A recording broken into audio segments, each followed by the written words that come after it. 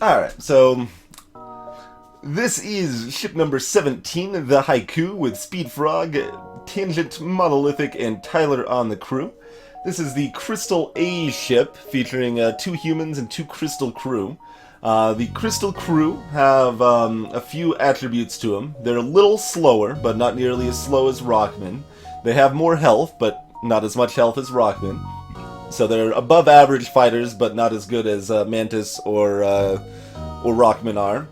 But they do have an amazingly strong lockdown power you can activate for them, which basically prevents anyone from entering or leaving a room that's locked down for about 15 seconds. Additionally, Kosaga29 just subscribed, and I do appreciate the support, Kosaga, very much. Thank you, and welcome to the crew, Kosaga.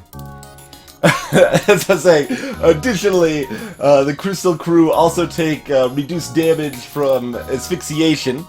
So, for example, they could board like automated drone ships and stuff without dying too quickly there. Hey there, X1! So, other factors of this ship, it starts with this terrible Crystal Vengeance Augment. The ability on this is almost irrelevant. When you take damage, there is a meager 10% chance you'll shoot off a shard at the enemy ship. That shard does 1 damage if it hits, and it can be shot down by defense drones. Woo! But what it does do is it sells for 40 scrap, and that is 40 scrap in the bank as soon as you visit the first store. So that's amazing. Overall layout is so-so. It's got decent venting. We got 2-door vents here and here, a 4-door vent here, so it can vent around the ship fairly reasonably. There's a few awkward spots like the weapons and piloting. Piloting's awkward to vent on most ships, but overall layout is okay. The weapons it has are pretty much unique to this ship. You'll also see the Heavy Crystal one on the Roxy ship. Otherwise, you can only find these weapons by visiting the Crystal sector. But these weapons are interesting, but actually not that great. They're easily overrated. So this is the Crystal Burst 1, and this is the Heavy Crystal 1 here. So the Heavy Crystal 1 is pretty similar to a Heavy Laser. So it does 2 damage for only 1 power. Its benefit over a Heavy Laser is that it will pierce 1 shield. So if the enemy only has 1 shield, it'll just go right through. Its downside is that it charges slower, so it takes 13 seconds to charge instead of 9 seconds. And it has a lower breach chance and no fire chance. Like the Heavy Laser actually has a solid breach and fire chance, but this has only a small breach chance instead. The Crystal Burst 1 is similar to the Burst Laser 1.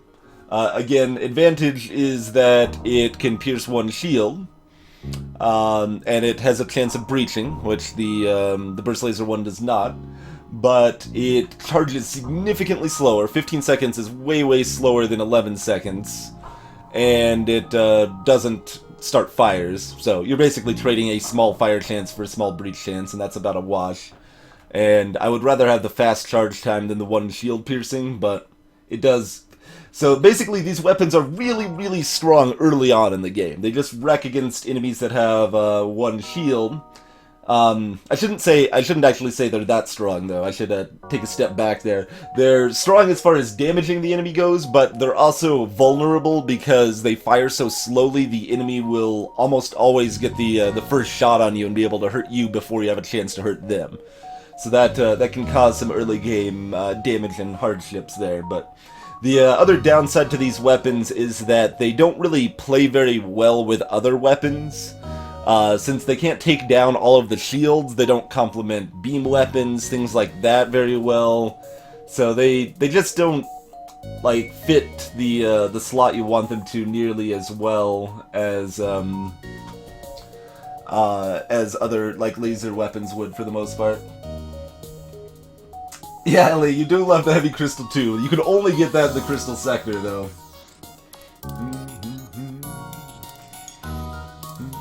I've done the Rock C this run, or this win streak, Ellie, but I haven't done the Crystal B yet, no. Kosaga, I appreciate it. I'm glad you're enjoying the content.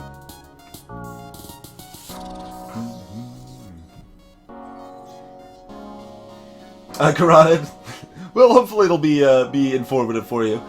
With like almost any game that has a lot of depth to it, I definitely find a good balance of like watching people play, studying information about the game, and playing myself. Like doing some of all of that can be very beneficial for getting better. Like that's actually what first got me watching streams in the first place, is watching people play League of Legends to get better and stuff. Which, I mean, I don't play much League anymore, but things go over time. Hey, Sklen!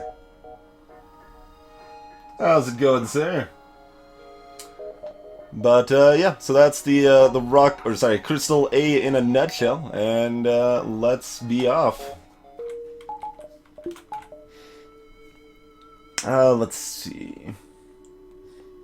That's probably how we want things manned. We consider... Let's see, how fast can you get here? Pretty quickly. Like, that's just convenient, being able to move the weapons person to man doors, rather than starting shields person on doors, because that's such a long walk, even if we give it to the human. So yeah, I think this default setup is fine.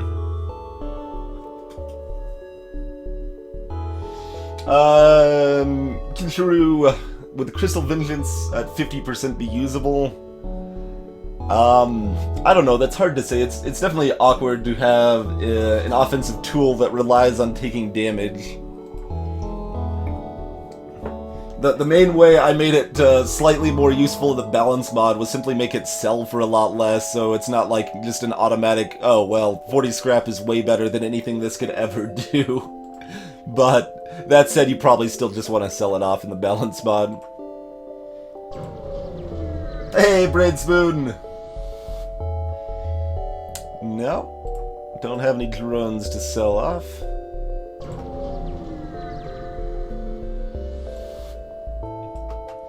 Right. Nice chance for double reward. It's got a missile and an ion, so missile hits me before I hit them, but that is it.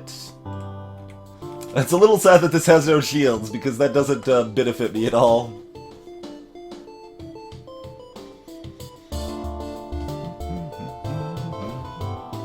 Alright, just a Lido.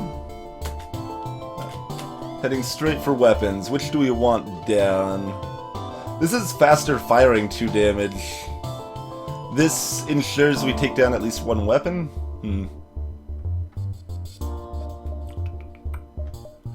Which weapon do we want to keep up? They're about the same, and this one just fires faster, so I think that's the way to go. There we go.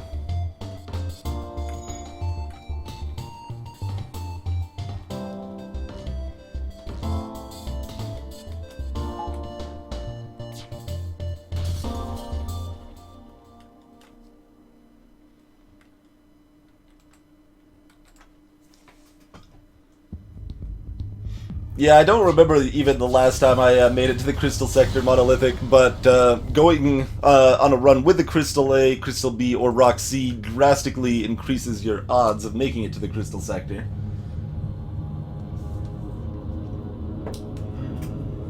That's a nice double reward, though. 24 scrap from our first event, a couple other supplies. Let's see. Okay, Exit Beacon is a nebula, so we might even dive in Sector 1 here, depending.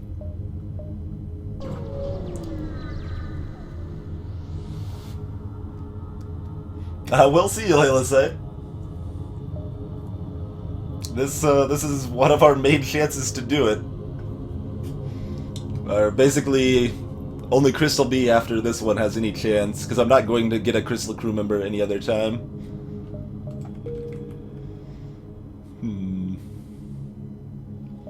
And I think I want to do the nebula here.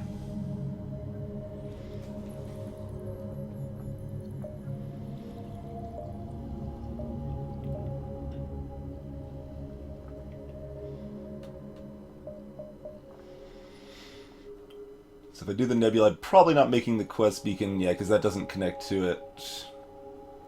Let's see. Hit this one by 5. 1, 2, 3, 4, 5, 6, 7, 8, 9 out? Yeah, something like that might work. That's definitely a possibility.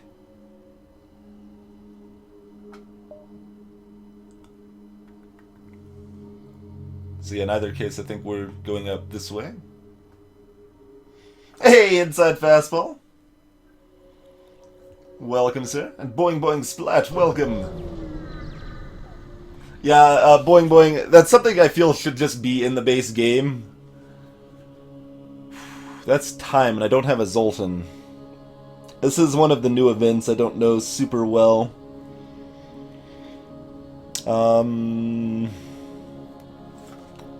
No, I don't think this one actually takes time.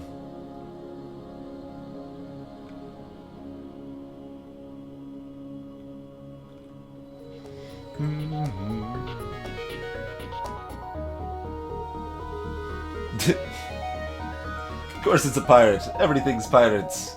Alright, so they got some borders, burst 1 and a mini beam. That's gonna cause a little bit of havoc, but not too bad. It's probably just gonna be one border.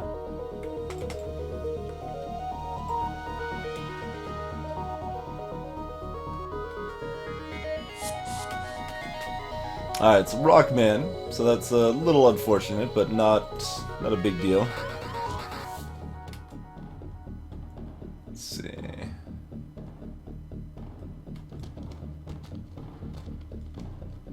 So it's gonna fire about now. Okay, if either of those were gonna hit weapons, that's gonna swap that over, but that's fine for now. Ooh, nice dodges. Really nice dodges. Alright, get over here, help fight.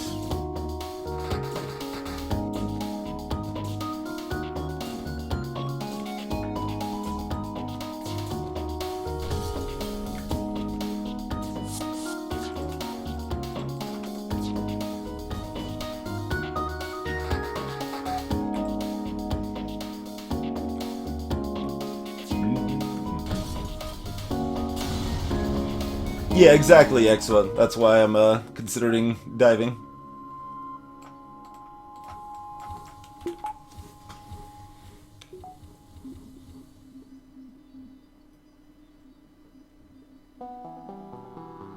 Yep.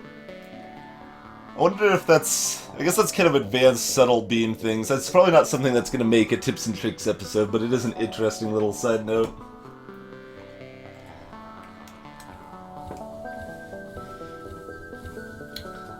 It's part of their picture of the game, Bjorg, that the game is mysterious, and you don't know exactly what to expect on most anything, which is not something that, well, I wouldn't like wholesale dismiss it as a thing you can do in games that's like just always bad, but it is not something I like for the most part, especially in any game that has a lot of depth and strategy involved.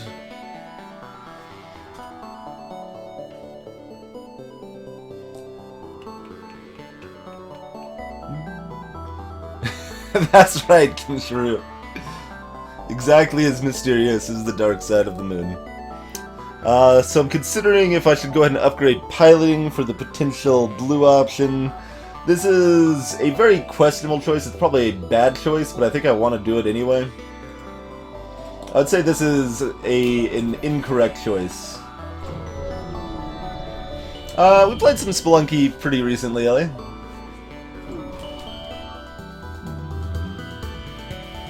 I guess this is basically just what we want, isn't it?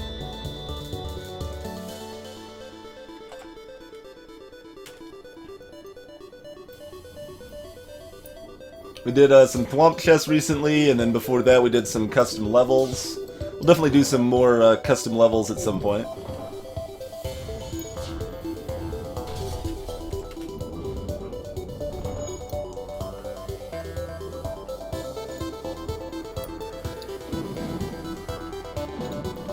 I like piloting 2 for Nebulas way more than it's actually worth, to be clear.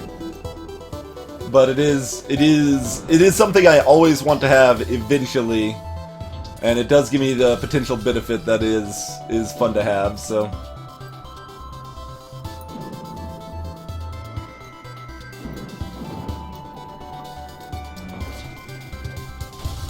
Well, piloting 2 doesn't really help for running purposes, Layla said, but okay, that's actually pretty good. It's a nice chunk of scrap we'll be able to sell off there.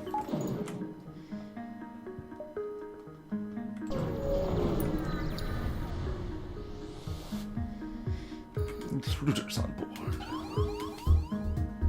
To the medbay, apparently. Alright, whatevs.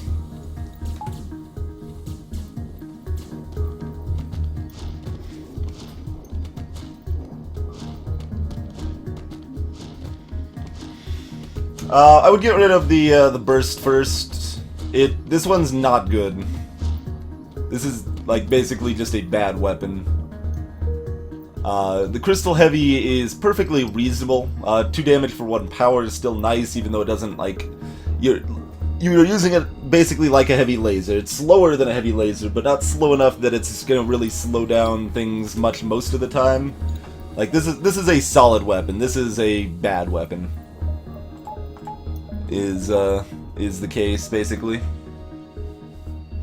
I mean, there's possibly certain circumstances that might make my decisions different there, but they would be pretty few and far between, I would say. Alright, so we got 1, 2, 3, 4, 5, 6, 7. Ooh. If I only hit 1 Nebula beacon, I should be able to hit this one too? Is that how that's gonna work? Let's see, so the line would be here.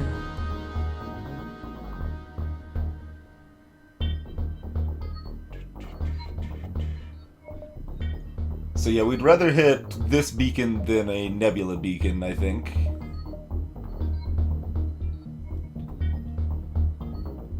Yeah, so we'll only hit 1 Nebula beacon, go from there. Repair bomb is the exact opposite of a bomb. That's a good way to describe it. Repair bomb fully heals the system that you target. So you target at a system on your own ship. If you have 8 bars worth of system in your shield, so 4 shield bubbles, and it's at 0 because it's been damaged and on fire, you drop that repair bomb and it's instantly back up to a full 4 shields. So that's awesome. In the, like, tiny percentage of the time it's actually useful. It can save a run, but it's so incredibly rare that it does good enough work to be exciting. Anyway, definitely attacking the ship. We'll eat some damage. Ooh, they got a drone too. That's potentially gonna hurt. I think we're still fine to attack it, but that could hurt quite a bit actually. Okay, just an anti-drone drone. That's good. One thing I forgot to mention earlier is the crystal weapons also can be shot down by defense drones. That is important to keep in mind as well.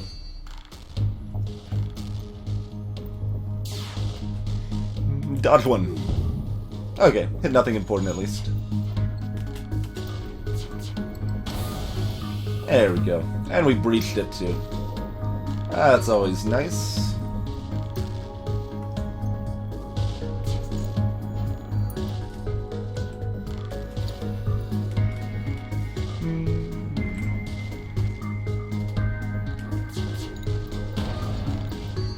Breached him again.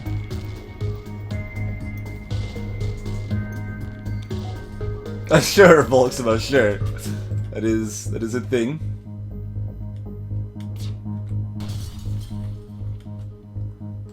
Yeah, we'll leave that up. They'll be off timing.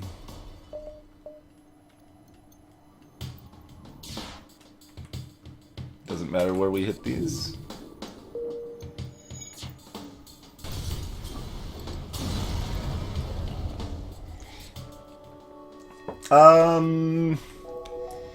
Repair bomb or heal bomb worse? Speed Frog asked.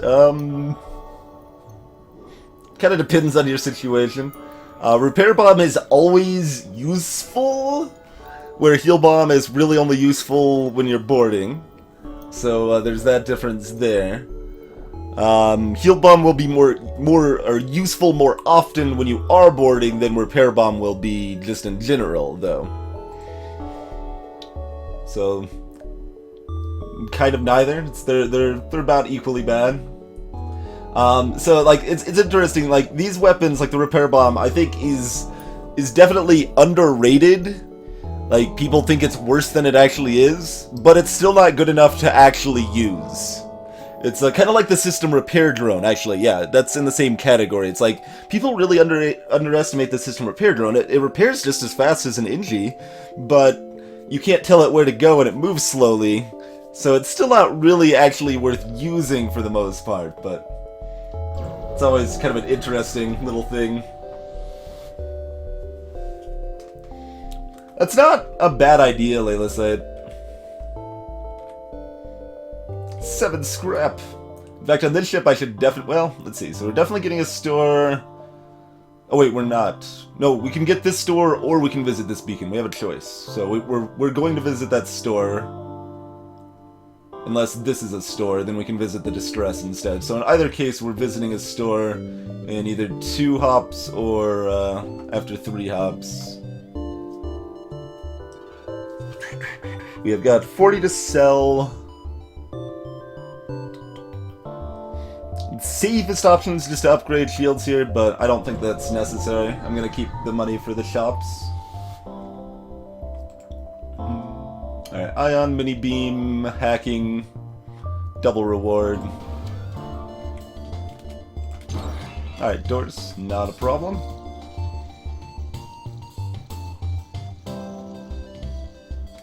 Let's see, do we want to try to dodge that Ion? It's a heavy Ion, so no, because the beam's actually gonna bounce off it first. We dodge it now. Hit shields anyway, but that doesn't matter because we smash their weapons. System repair drones do not get damaged by fire, Brainspoon, although they can get confused and be afraid to run into a fire sometimes, which is really weird. I think I have a highlight about that. Okay, Ion Bomb. Legit weaponry there. So yeah, we got 60 right here to sell off. Potentially this as well. Ion Bomb's a lot worse in Advanced Edition than it was before AE, but it's still a solid weapon we might consider using.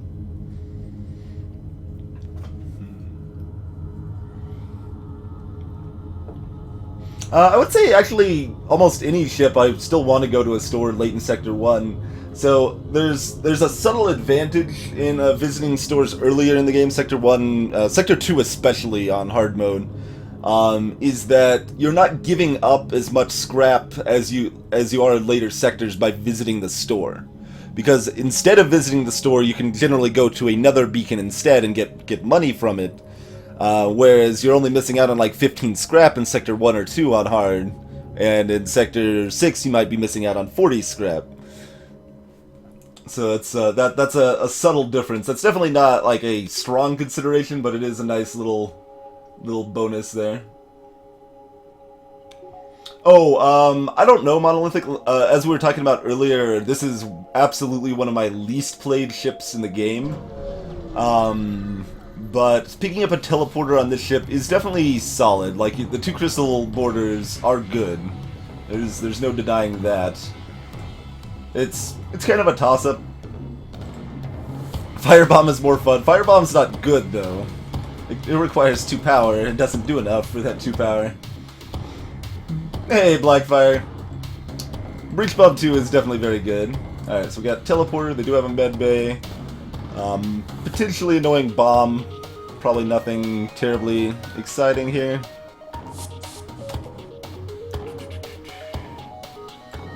Alright, you can hoof it over there.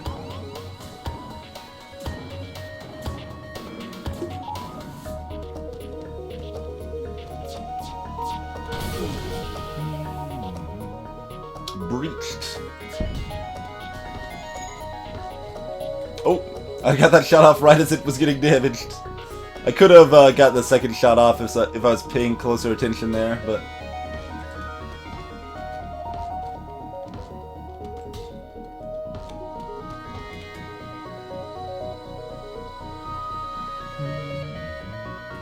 Oh, there...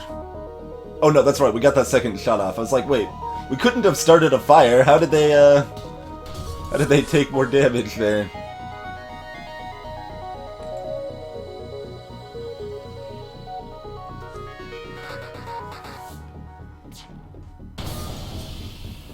Oh yeah, it's certainly drastically worse than Crystal B. Any 4-man teleporter is way stronger, but...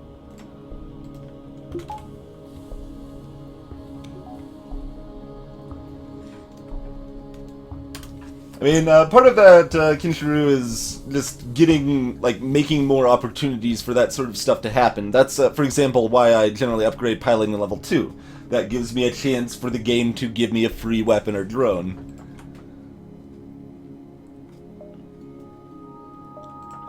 There's definitely a lot of games that players can be good enough at that it looks like they're getting lucky all of the time.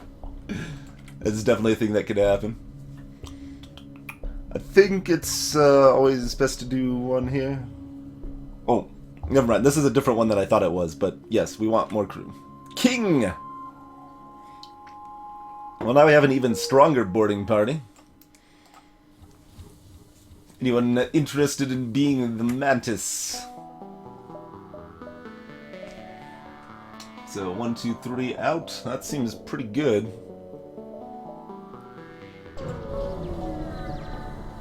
An oxygen bomb. No, it's a deoxygenation bomb. Next one, you drop it on the enemy ship, and it drains all the oxygen for the room. Speaking of bombs that are underrated, but still not really good enough to use very often, stun bomb, right there. So no teleporter to buy here. Okay, sell off the Crystal Vengeance in all cases, in all circumstances, no matter what. Hey, Yama!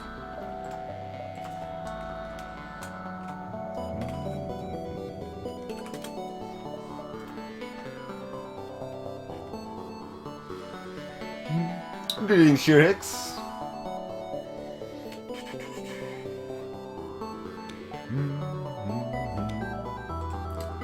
So, let's see. We got... I don't think we're desperate enough for weaponry yet to pick up a Charge 2. Mediocre weapon. It does okay work, but again, it's very slow. This is garbage. I'd have to be very desperate to want to use that. This is interesting, mostly only useful, well, it's useful for disabling their evasion and for boarding supplements. But I kind of want it to be available to do both for me to be interested in it at all. Oh, Karanid, yes, so... there's been a lot of new content added, if you're not familiar with Mind Control. They came out with a free expansion about a year ago that added a bunch of new content to the game. There's new systems, Mind Control and Hacking, and the Clone Bay, which replaces the Med Bay. There's a new race, the Lanius, that suck oxygen out of rooms.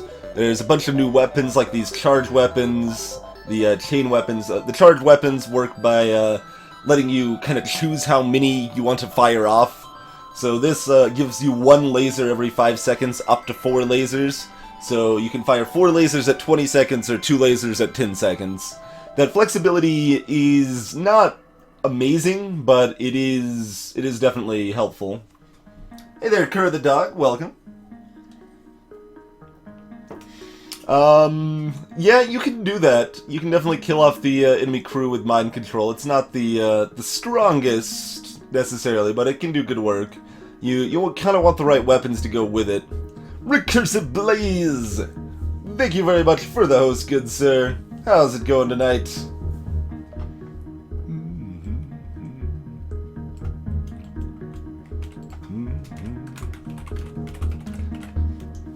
if you guys like FTL, which, I mean, most of the people here do at this point, I imagine, you should check out Recursive Blaze sometime. Streams a lot of FTL, occasionally some other games. Currently has the speed record as well.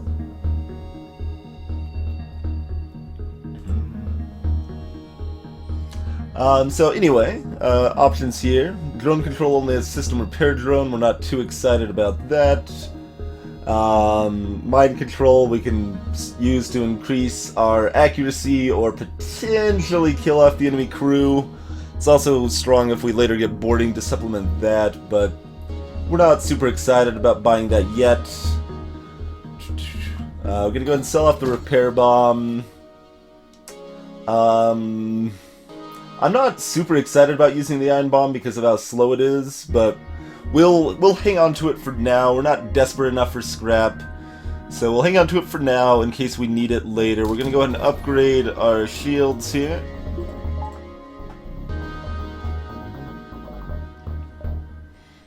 And probably upgrade, let's see, so we're going through another 2 hops and then diving through Rebels here. So we're getting at least that as well.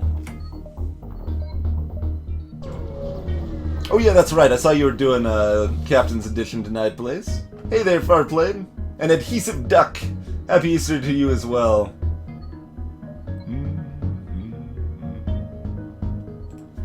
18 scrap, not bad.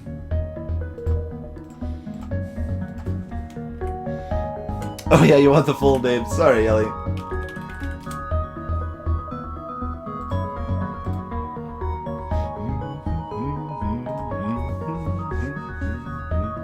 It's actually a good thing I didn't hit the other Nebula Beacon, because I wasn't accounting for the fact that this one was going to be behind. Oh, this one would have been too, actually. Oh no, never mind. I would have been here in the other situation, because I'm going to this beacon and then this beacon. Right. But this gave us a free beacon, because we were able to visit both of these. Hey, Blazy Dota. Oh, Busy Dota, sorry. I saw you talking to Blaze, so I just inserted the word Blaze there. Invulnerable, I would say the opposite. I'm almost always surprised at how unhelpful Reverse Ion Field is, because it's so rare that I run into stuff that has enough ion that I care about it. It is helpful when it is helpful. I know that's a stupid statement, but like, when you're against the right opponent, it does really good work, but most of the time doesn't do a lot.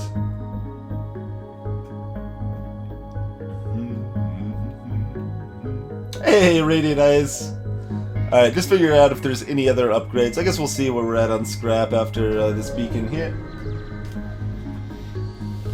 I don't personally recommend Captain's Edition much myself, Kura. Oop. Text got small for some reason. There we go. Make text nice and big for everybody. What was it? How did I hit that to make it small? Like, it was like this. By the way, if anyone didn't know, you can use the plus and minus keys, only the ones next to your backspace, not the numpad ones, to change your text size. But in any case, got chain laser, bomb, no teleporter, nothing terribly terrifying, although they did hack my engines, which is annoying. Yeah, as I was saying, Kura, I don't really recommend Captain's Edition personally because it kind of throws balance out the window in a lot of ways. It lacks a lot of polish and definitely has solid balance issues. But if you're just looking to add a bunch of new content to the game, that's definitely the mod to go to. There's a lot of new content in Advanced Edition. The other thing that I'll say that's impressive about... Oh, sorry, not Advanced Edition, Captain's Edition. The other thing I'll say that's impressed me about Captain's Edition is how many different facets of the game are explored as possible things, just using the limitations of the modding system and the game's code for what... and basically pushing it to its maximum limits. It does almost everything you could possibly think to do through modding, and that is a pretty cool feat.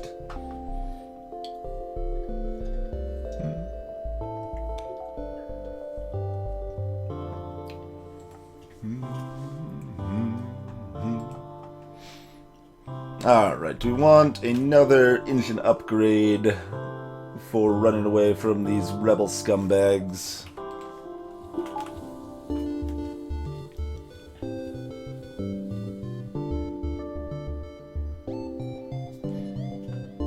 Yeah, Layla said I did like the option to sell off a crew member for a reward. Like that was an event that it was like, hey, that's actually a meaningful choice. That's interesting, and we'll see how that goes.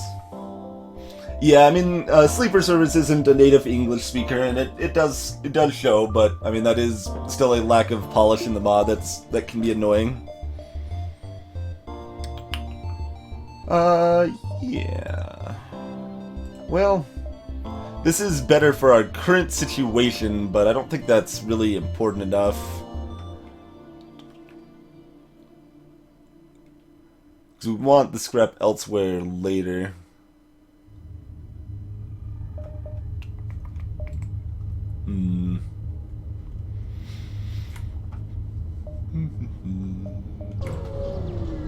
These guys are gonna have 2 shield bubbles. Alright, heavy laser, and halberd plus the borders. Not too bad, actually.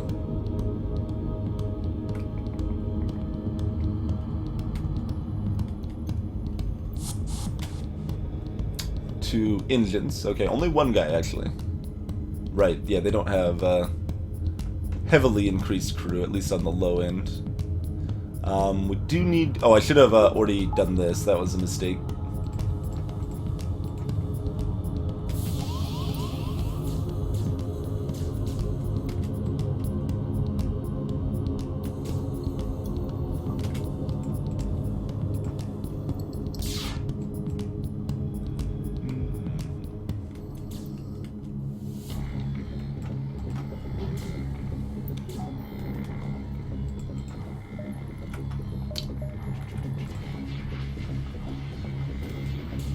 Probably burst laser 2 at the next store. Could be. Alright, landed that. They can no longer hurt me.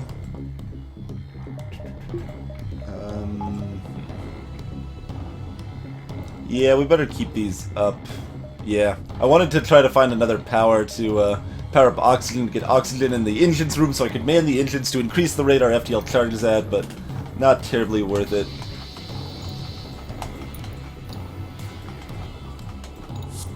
There we go. Do a little anti-boarding dance there a little bit.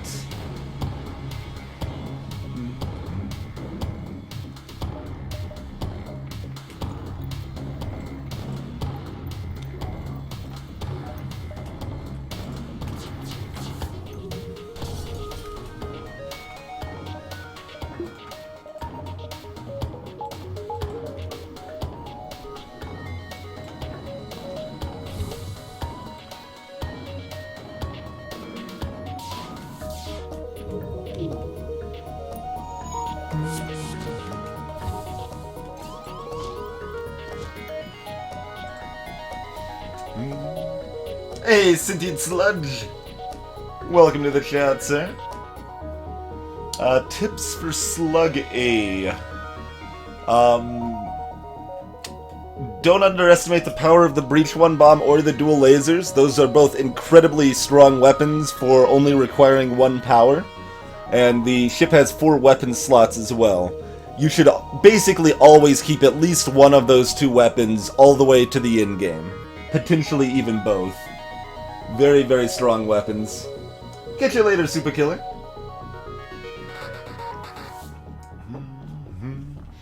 Alrighty, so pirate controlled, definitely, well, not like super better, but better. This gives us a green beacon next, though, which is nice. This potentially gives us a green beacon here, though. So if we go to this beacon, we're not getting to this one.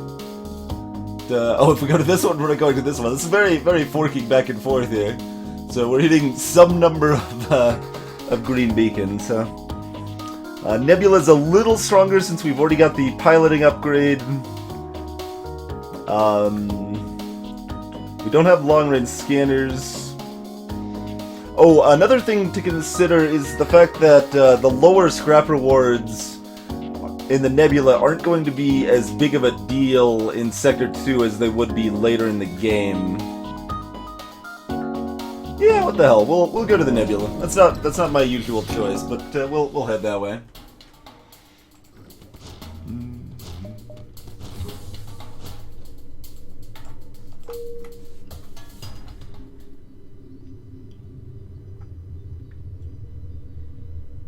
And as well, Sentient Sludge, you can definitely watch the win streak run we did with the Slug A, highlighted on Twitch here.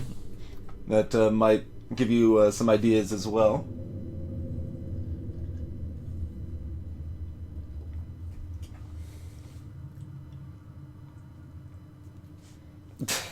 Invitable.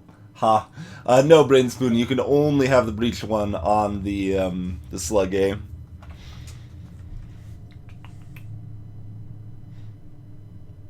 If I remember correctly, I saw something... Actually, was that still there? Or did they just have a hint that it was a possibility that they considered but didn't go through with? For the pirate merchant that sells you bombs, that special event added an AE. They were considering having the small bomb as a possible thing he could be selling there. And I forget if that's actually true that he can still be selling that, or if that was just like an old code fragment that had been removed. Don't actually remember.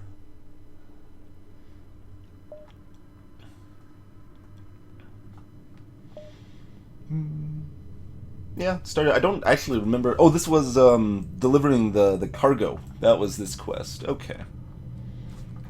Sure.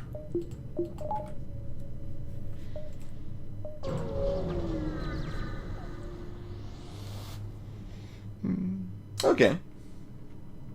Not great, but that's what, 35 scrap. Can't really complain about that. So we're only gonna have one store in this sector because there's no store here. Basically, how nebulas work, there's always one guaranteed store in the sector, but there can be a second store outside of the nebula.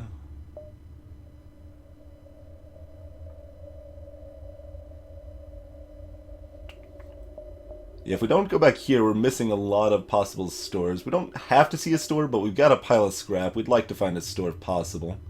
I mean, if this beacon's a store, we're basically never getting that anyway.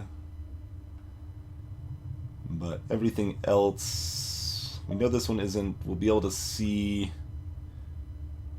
pretty much everything else over here.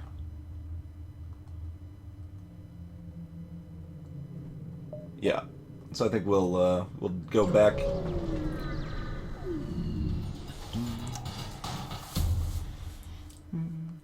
Hey, First Deity. Yeah, as Blaze said, there's a specific event that happens only in Nebula Beacons that is relatively common that will give you a blue option if you have level 2 piloting. It's not the strongest thing by any means, but it is something I like.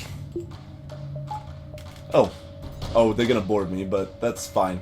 I'm just going to focus fire their piloting and not hit anything else. So this is actually... Ooh, this should be a tips and tricks segment too, actually, now that I think about it. Let me actually make a note about this, but I'll do a quick version right now after making that note.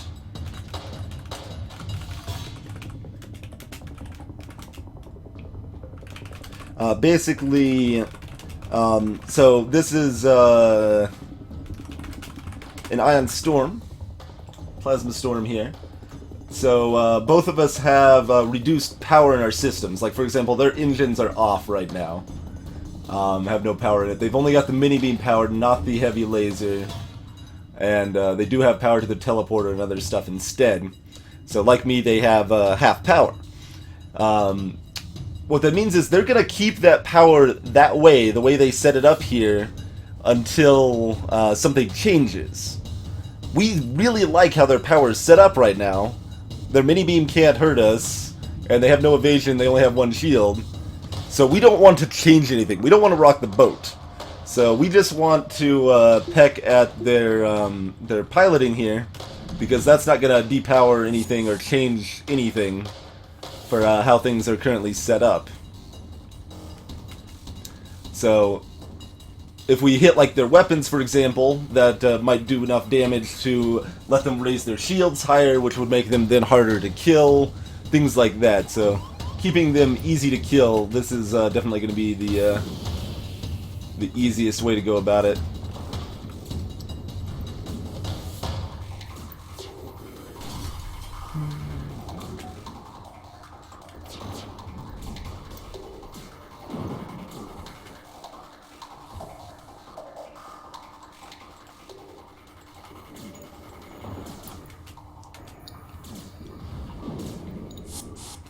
Oh, he's gonna leave that soon. Alright, whatever.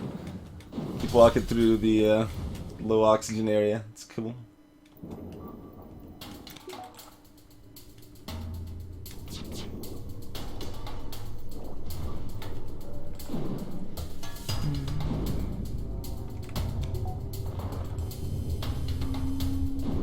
Indeed, Layla said. Bad offer. No, thank you. Why is my voice so cool? I don't have an answer, Sidian. But thank you. And hey there, Striker. Let's power oxygen. But yeah, if anyone is looking for more little tips and tricks like that, most of you by this point do know about our tips and tricks series, but there it is, linked in chat for you there. Working on making a bunch of little, nice little short episodes covering information just like that.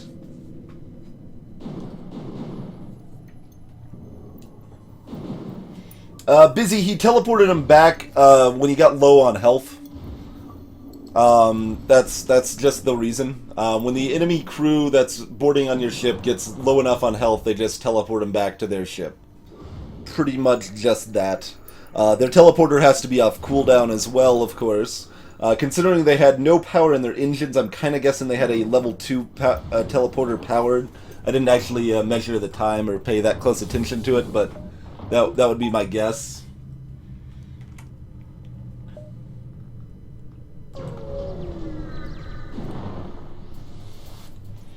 Oh yeah, Layla said it wasn't related to their surrender or anything in that case. That's completely coincidental.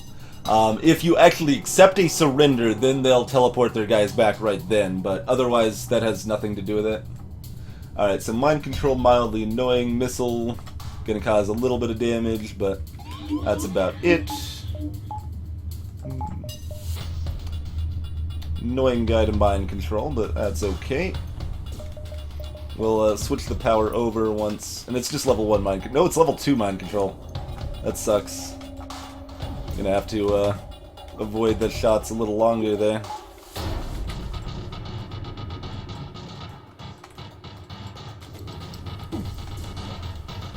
Nice.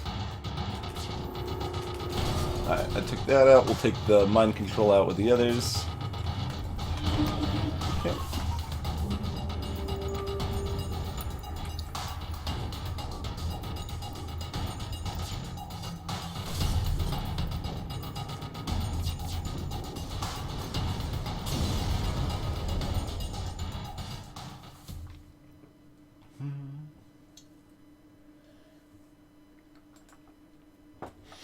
$15 scrap, not bad. Yeah, see, this is kind of what we were talking about, not getting...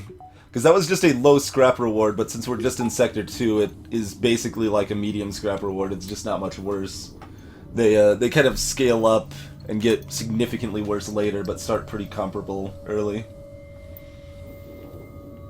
I should figure out those actual ranges, but I'm guessing low here would be like 8 to 15 scrap, and medium would be like 9 to 20 scrap or something.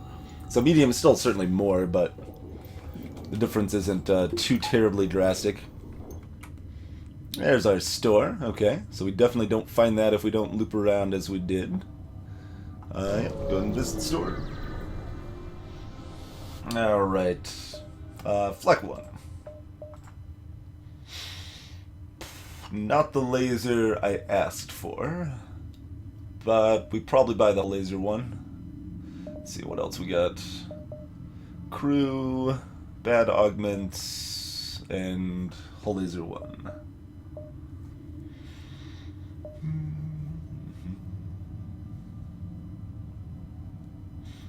Iron Blast 1 is actually acceptable as well. That's kind of a stall. That's like, okay, well this will last me another sector and a half or so, and then I'll need something better after that. We do have the option of going to a green sector next, we know that. Hull laser we could actually use long term though. Although, it is not really going to be causing its breaches, because it's just going to be taking down shields, which is certainly a little sad.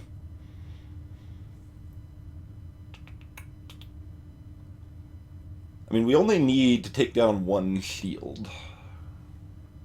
So maybe I actually do grab the Iron Blast here. And then still probably float the Ion Bomb for now. Because we don't need it, but we don't need to sell it off yet either.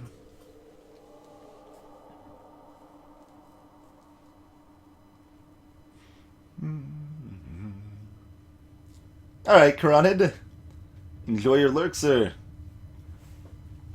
These guys were all unskilled. I don't think that would influence my decision there, but yeah, I think we actually do just grab the Iron Blast. Because then I only need to put one weapon system power to get this online. I can throw this online right away. Potentially even upgrade defenses more.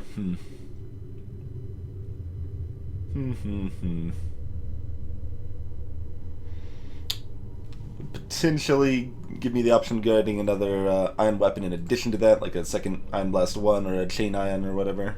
Charge Ion.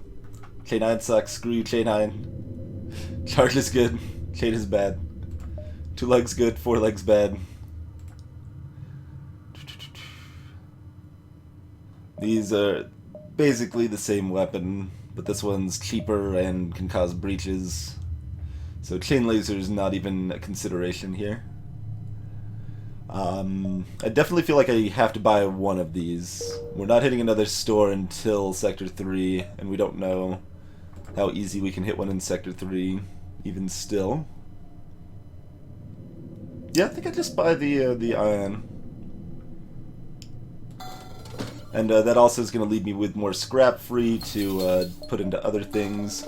Like, I'm kind of fine on fuel, but we've got a big nebula left to explore before we are going to be hitting another store. So I'm going to actually stock up a little bit more than I normally would here.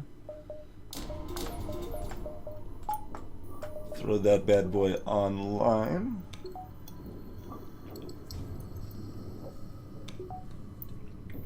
I like a heavy ion, that's true. I wouldn't want to use a heavy ion, but I totally could.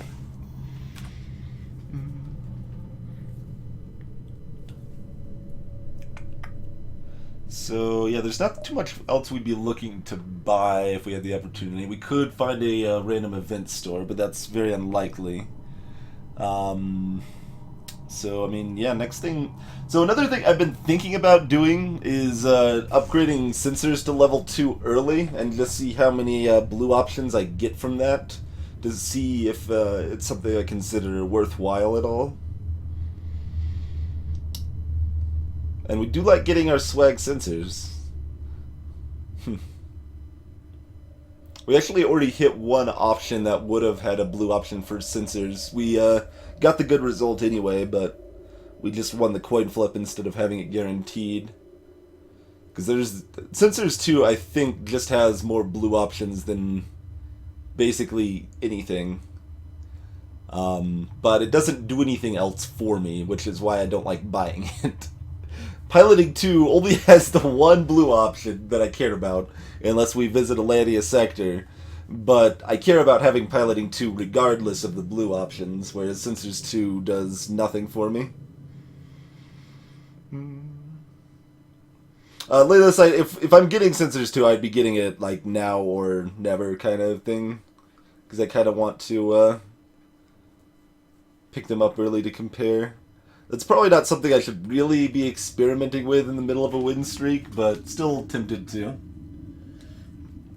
Projectile collisions are a lot more common in Advanced Edition than they were before Kura. They specifically changed some things to make them more likely, but they are still pretty rare. Missile sniping with an ion blast, that's true. That could happen. Hey, Minaro. Doing pretty well, sir. Kura, I always considered level 2 medbay a little overrated. I think I remembered kind of estimating that on average, upgrading your medbay to level 2 gives you, by the end of the run, about 20 scrap and like half a crew member, or like 0.4 crew members or something like that. It's not terrible, but it's not one that I'm excited about. Greetings, Korean Usher. How's it going, sir? And Settings, welcome. Alright, what the hell? I think we're smooth enough that I don't feel like this is terrible. This is kind of an experiment, like I said. I don't usually upgrade sensors, because level 2 sensors don't do much directly for me, but they do give me those extra blue options here. Alright, missile, drones. Boarding drone could be a little annoying, but otherwise nothing to really concern us here. Because we've got the 2 shield bubbles and all that jazz. Let's see, that's at 15, so we don't actually want to fire the ion until ever. Actually, this doesn't do anything. They've only got 1 shield. The ion blast doesn't do anything. Unless we take down their shields. I guess we could fire it to train our weapons guy, though. There is that. It does that for us. That's really why I bought it, right? Just give me more weapons training. I've got nothing else terribly important to hit with this, so I guess I could do this and then, I don't know, try to stun their weapons or something. Yeah, there we go. We're gonna leave this guy up because he's gonna train our crew and stuff, and that's good.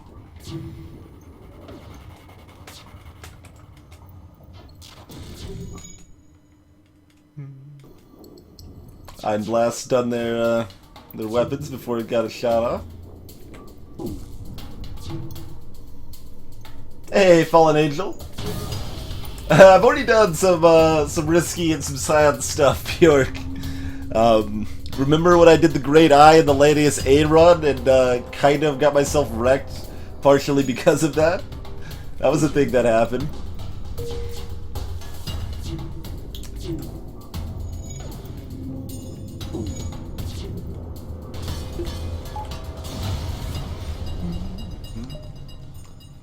$13 scrap, not too bad.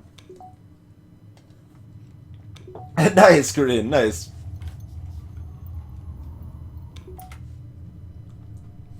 Start the Rocky music or the Rock Sector music, Monolithic?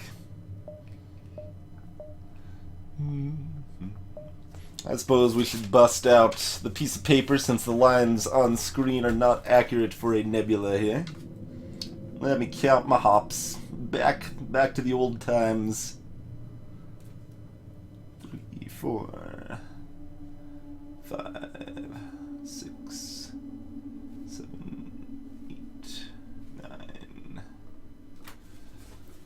9. 9 or 10.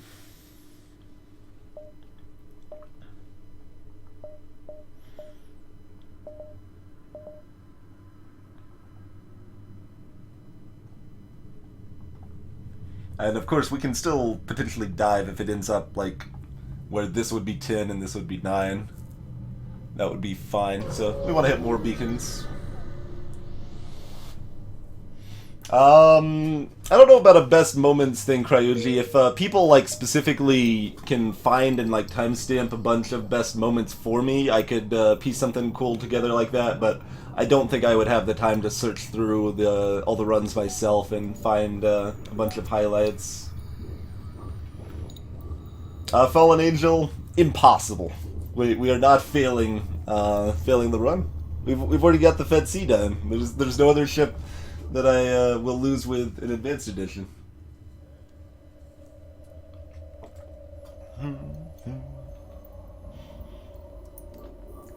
Is that cocky or just confident? I don't know. It's probably somewhere in between the two.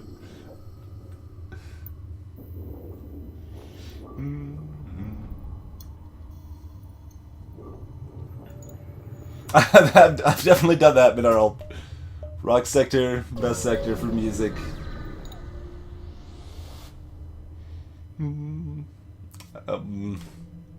Well, 5 missiles don't... Well, we could use the ion bomb, but even if we're using it, 5 missiles don't do anything, but it's only 1 fuel. I hate offers like this, because it doesn't matter my decision here. It doesn't matter at all which option I choose, but I still, like, feel obligated to min-max such a tiny decision. Fine. Fine. We'll take your 5 missiles. I think it's actually correct not to, but we'll take your 5 missiles. Next event's gonna sell 15 missiles off, and I'm gonna get 15 more scrap because I just traded in that 1 fuel, and it's gonna be great. I guess I could go here and then go back. And then down. And then back. That works out about the same either way. Let's go down first, and then we can figure out how we want to finagle things there.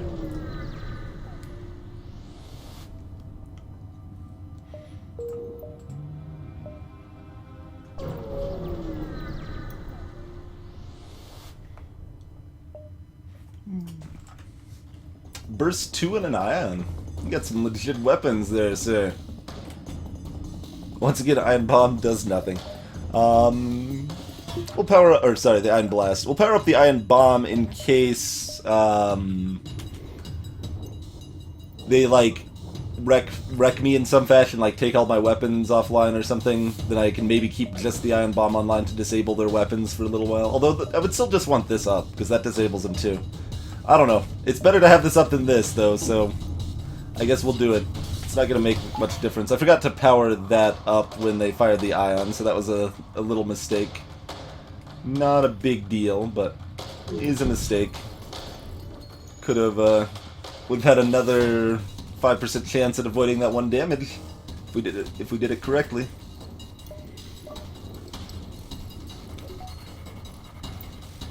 Mineral, there's 1 store guaranteed in a nebulous sector itself.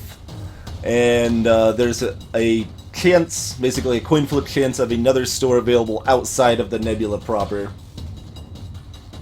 So there's 1 guaranteed and possibly a second one. In slug nebulas, there's 2 guaranteed stores and possibly a third.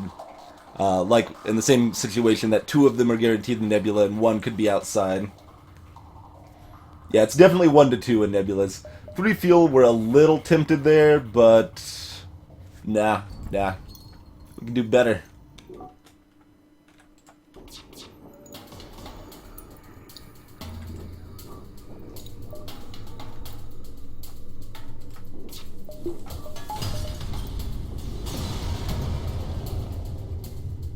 Or we could do worse? We got 9 scrap instead of 8? What?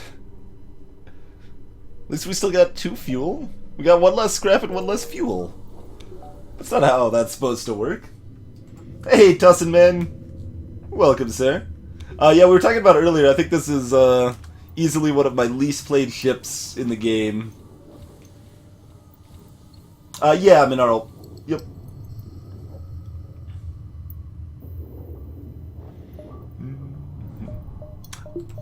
I mean, I guess if I think about that, I think the surrenders are medium stuff rewards versus low standard rewards, and that's kind of comparable against the auto drones there specifically.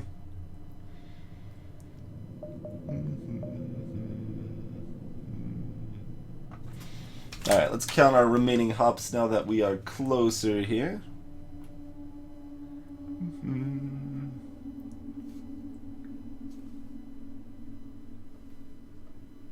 Oh, it's like right on the line. 6. I guess we should consider it 6. So hit this by 6, and then, or hit that by 5. If we don't want to hit that by hit this one by 5, by 4, and then I could either go 5-6 or 5-6. Can I do that? I don't think I can do that. Yeah, I can't do that. Alright, let me try to remeasure. It's very precise. Scientific measurements here. I've got a small piece of paper with 3 little lines on it, and I hold it up to the screen. This is what I always used to do before we got the mod. Mod makes it just easier and faster, but we still have to do this in nebula sectors.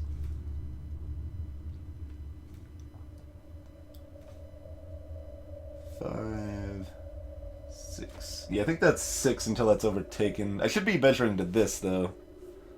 Actually. Like, is it 6 or 7 until that one is overtaken? Because that's what I care about. We don't care about diving. It's just a nebula exit.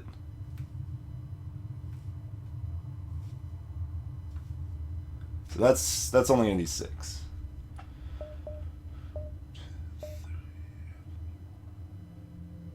Yeah, so yeah, we just do something like that. That looks good. Yeah, so within nebula sectors, nebulas reduce the rebel fleet advancement to 80% of the normal movement. Nebulas inside standard sectors reduce rebel advancement to 50% of their normal movement. So that's how it works. It's forfeits.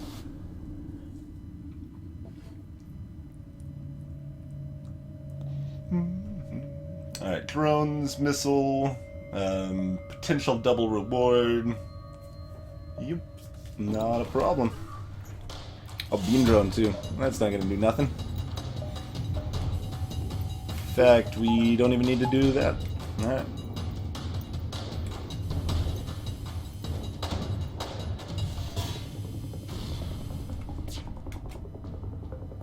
Thought I heard a fire for a second. That is not a fire. Weapons level up. Oh, that's why we keep the iron blast powered. That extra sweet weapon skill. That's right. Because I don't want to sit here farming. But if it's convenient to also farm while doing something useful, I will.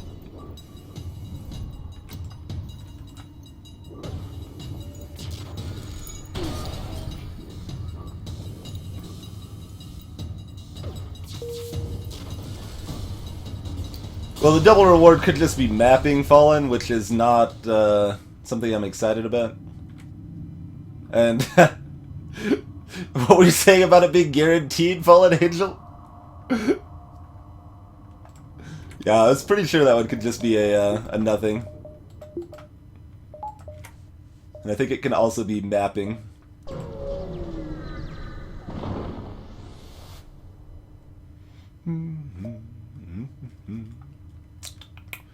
Automated Rebel Scout should be fine. Although my shields start down, so that sucks. But okay, no.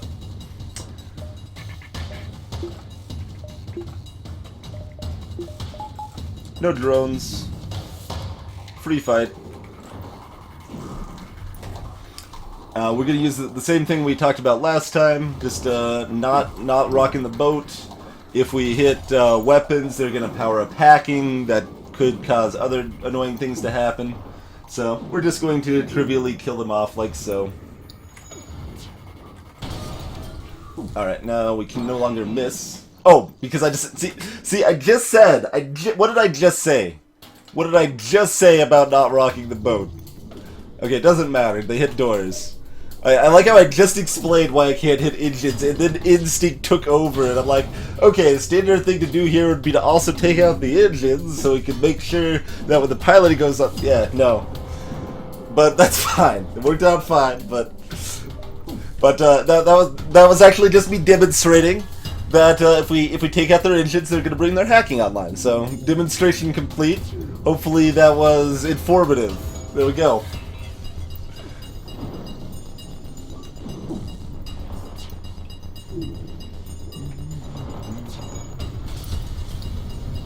Use the eye to snipe the missiles. There we go. 15 scrap, 2 fuel. Pretty good, pretty good. Keep the shields up in case we encounter an enemy with drones.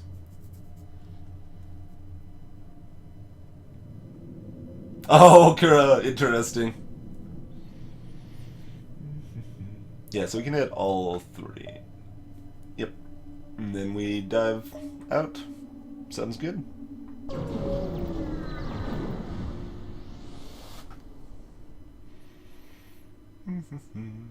So you're gonna board me and you've got a mini beam. There won't be a next time. I don't need things. Don't even need the shields powered. What's up? We do have a medbay though, so we can't go too frisky and try to kill you guys off. That's a shame. Well, it's not like we need to target their weapons or anything.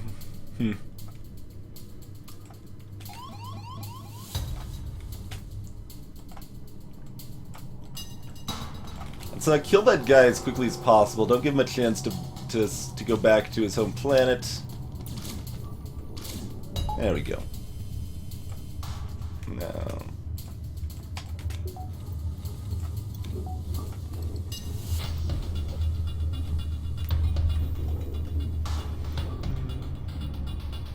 give him a chance to board. Oh, they're not gonna board with someone else when I killed that guy, though. Oh, thinking about this, maybe I wanted to try to board with, or like let him live and then see if they boarded with an Inji so I could kill the Inji. Yeah. Like, we don't actually know if they have an Inji or not, but they should. They almost always will.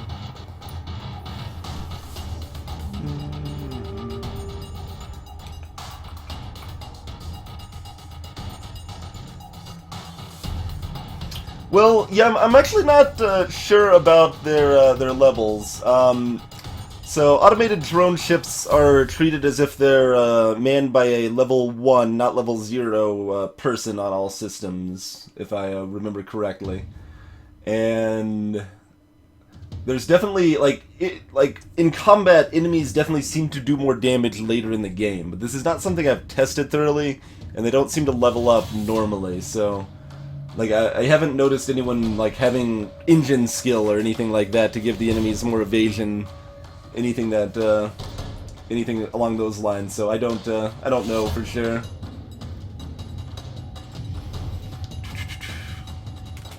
Okay, what's my best way to try to kill off the crew here? It's not an easy feat.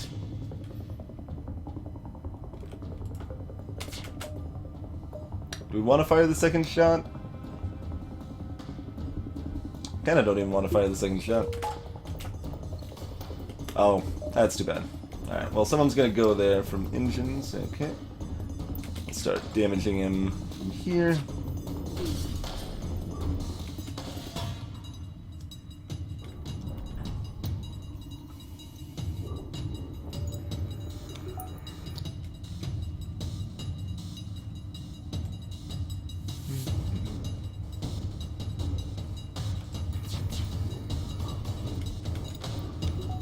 It's still not enough to make him run away or the other person to come join him.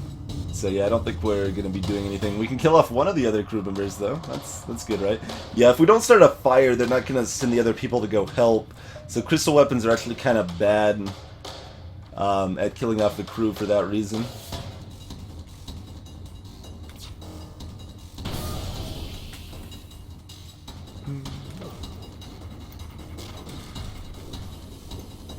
Just for funsies, we'll still try to kill off the guy here.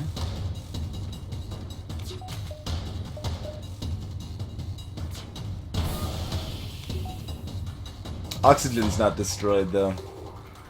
Yeah, I needed to cancel that shot. I guess we can do this, because the Mantis won't be able to repair the breach enough.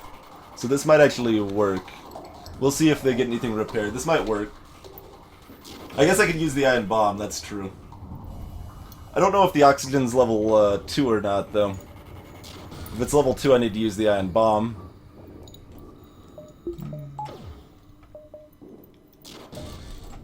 Yeah, let's use at least one of these regardless.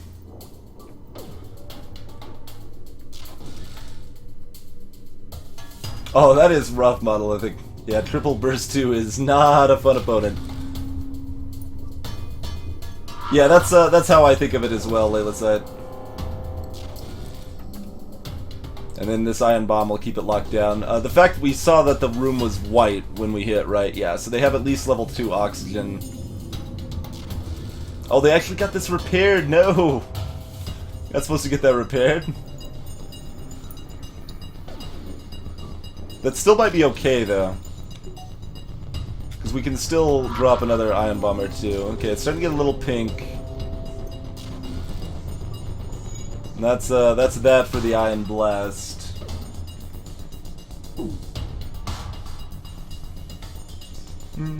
I'm surprised he lived long enough to get that that fix there.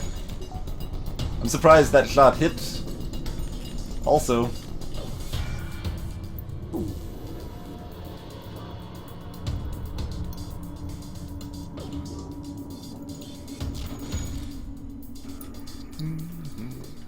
We're actually kind of consistently hitting every other shot. That's nice. Alright. Oh, and missed. No. Oxygen's coming back.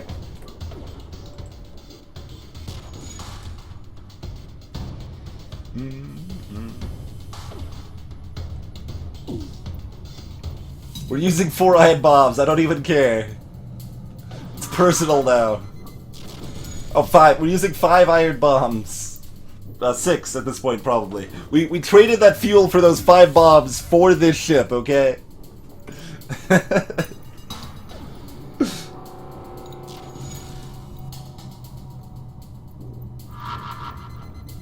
There it goes. Okay. Wait, that was like white again? Is that level 3 oxygen?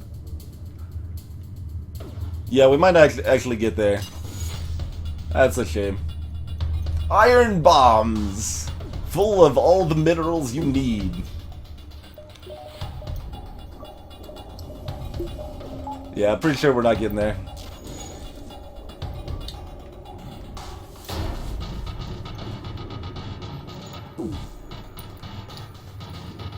I guess, well, no, it's just, it could be level 2 and still have gotten up that fast.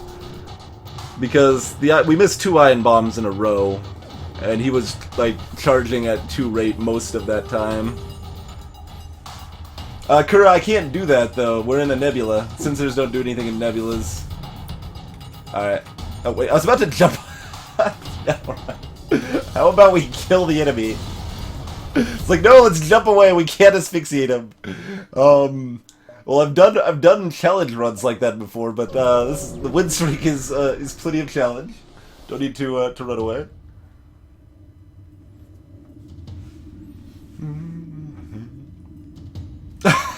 Bjork, yes, exactly. Alright, another automated drone, which is standard. You're gonna see basically non-stop auto drones in nebulas.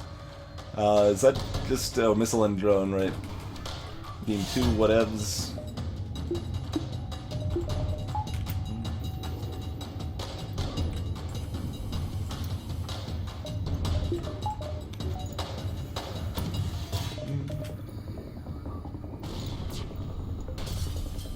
Go, Repair Mantis! You got this, buddy. Alright, maybe we can asphyxiate this ship. What do you guys think?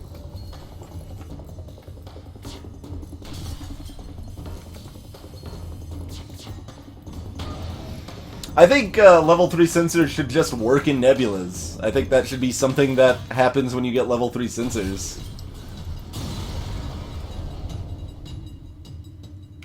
That would, like, looking at the enemy's power, like, the one time that looking at the enemy's power allocation is actually most relevant is when you're fighting in a plasma storm, but that, by its nature, is in a nebula and sensors are broken. So it's really, really sad. Like, that is specifically the one time where, like, consistently seeing the enemy's power allocation is actually beneficial, and you can't even do it.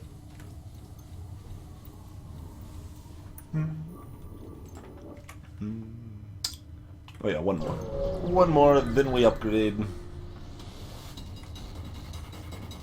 Speed Frog, start with the, basically start in debt, the what, 65 scrap or whatever?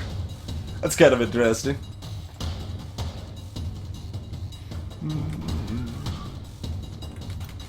Alright, so they can't hurt me, but they are trying to leave.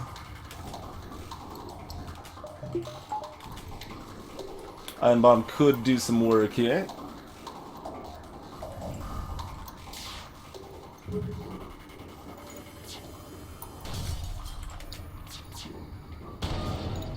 Alright, they can no longer leave. Now we can totally asphyxiate.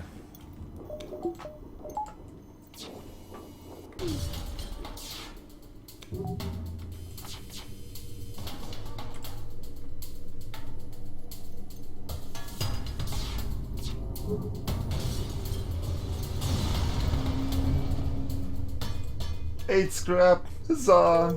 Got our fuel back though. I'll go ahead and buy level 4 engines, I guess.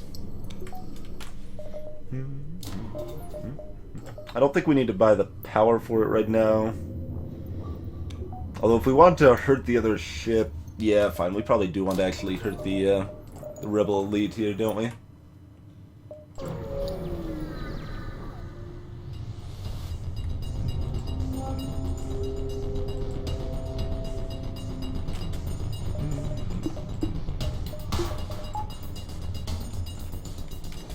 Alright, where are you boarding? The weapons are pretty weak, so that's nice.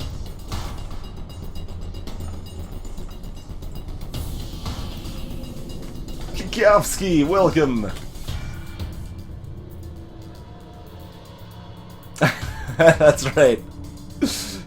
Many men have tried to asphyxiate the Lanius, but few have succeeded.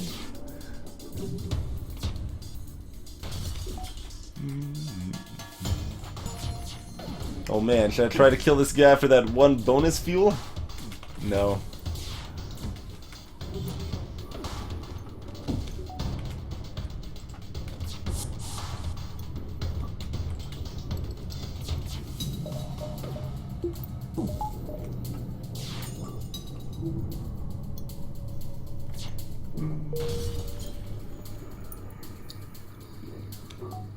Well, maybe, actually. I mean, why not, right?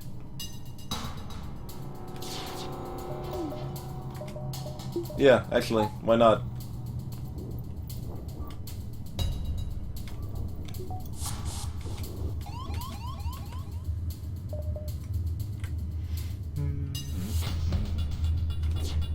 I want this guy to be trying to escape. It's like the Rebel Elite Cruiser that's been hunting you down is trying to escape. Something that actually could happen, but it would amuse me.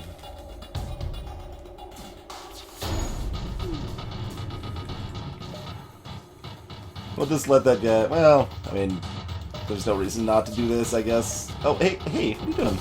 Oh, it ran out of air already. All right, that's fine. That's fine.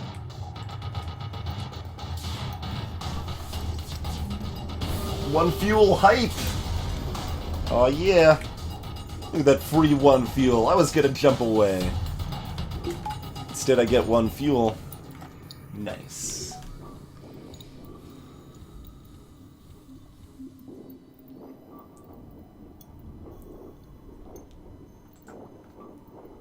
Wait, does the flagship only have level 2 oxygen?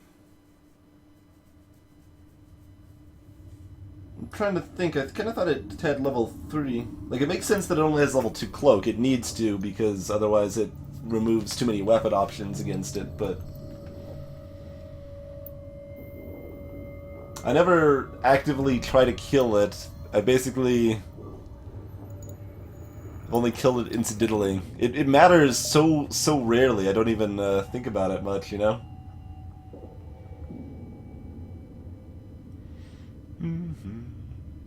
Alright, so civilian or rebel. Civilian's better, rebel's still fine. Rebel gives us more green options later. Could definitely go either here. So we're at 57 scrap. We don't have anything we're like desperate to sell off, but we could potentially sell either or both of those, and of course this guy for its whopping 10 scrap value there.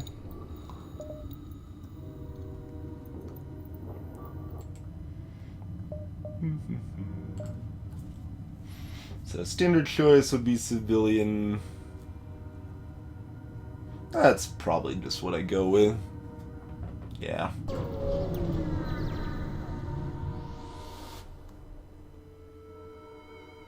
Interesting challenge run, Layla said.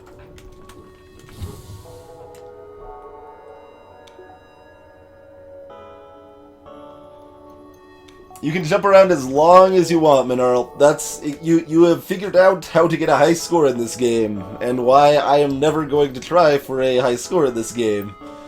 Because it is incredibly stupid and unfun. Ketan! Welcome.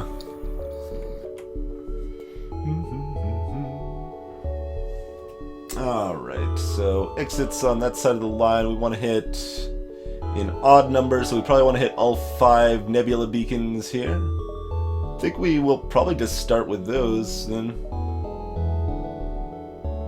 So if either of these 2 beacons are stores, we missed that, but that's fine. There's 2 stores in this sector anyway.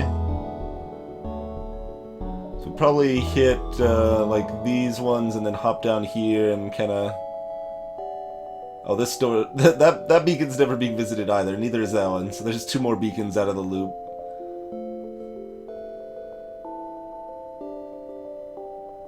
And that's too slow. Alright, we'll probably only see 1 store in the sector, and that's fine. It's possible we'll see 0, but very unlikely.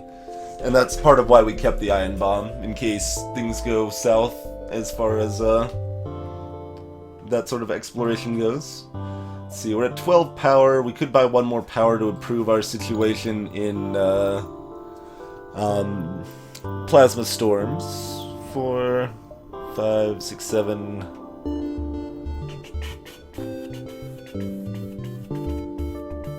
So we can't keep 2 shields up, but we could instead do 1, 2, 3, 4, 5, 6. That would be acceptable.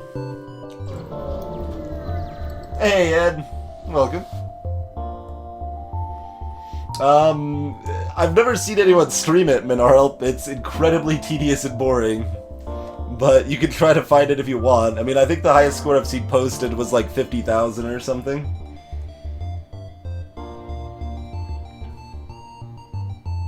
Kura, that was me. That was before Advanced Edition. Yeah, I only killed, or I only, used a single crew member to board for my entire ability to kill any enemy. So I only used boarding to kill enemies, and I only boarded with 1 crew member at a time. Sleep well, Blaze. Alright. Not too bad.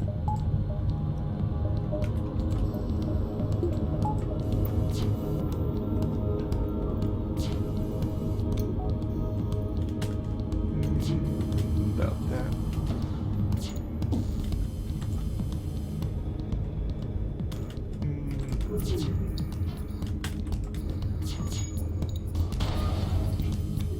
Alright. Now you can't hurt me.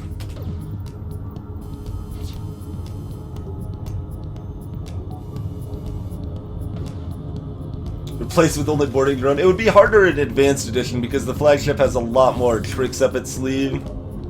So it would be actively harder in Advanced Edition to pull that off.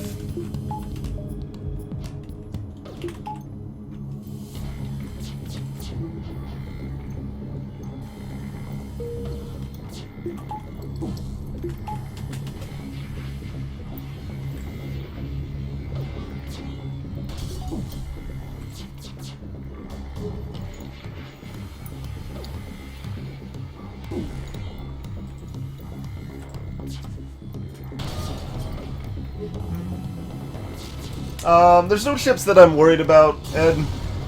The hardest ships we have left are the Federation B and the Rock B, I believe. 25 scrap and nothing. Still, 25 scrap is not shabby. That's right, I usually have an excess of missiles left over at the end, TP7. Just wasted resources, clearly.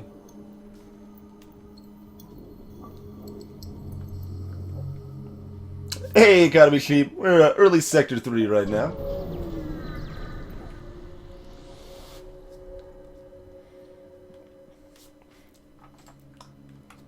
Look. I mean, I like Oxygen, but it has its time and its place, okay?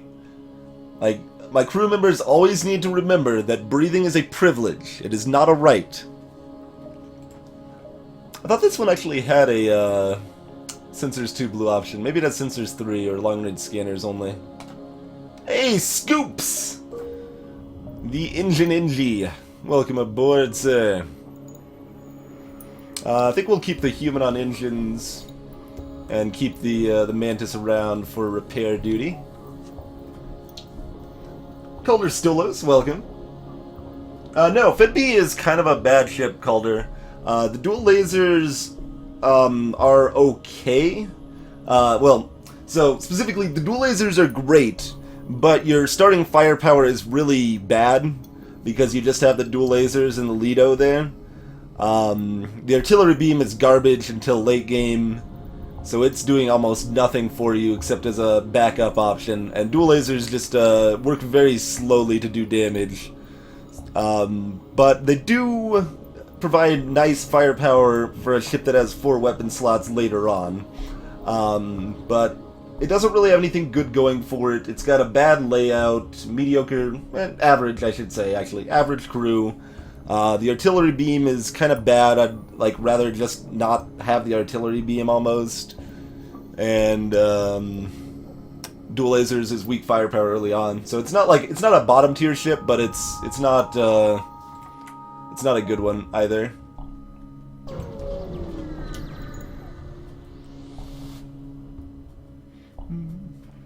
Oh man, we could just keep transferring our resources back and forth. We turned 1 fuel into 5 missiles, we turned 3 missiles into 3 drone parts. We just keep wheeling and dealing, right? I'm basically just Gavlan at this point with how many wheels and deals are happening here. But we might actually use the missiles. We might, I mean, later we can use the drone parts, but we don't plan on maybes most of the time.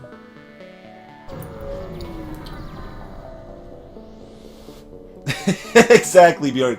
So here's the event, why we upgraded our piloting earlier, right here.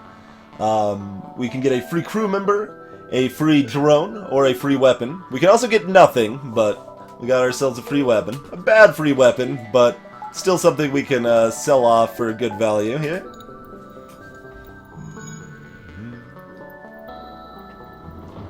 Oh, Calder. Yeah, that's the Kestrel B ship. And that is definitely, that's a high tier ship. The Kestrel B has great crew, great venting, great early firepower.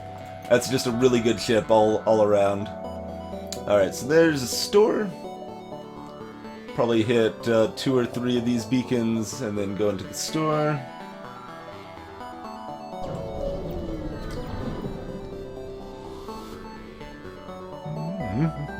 Sensor station, sure.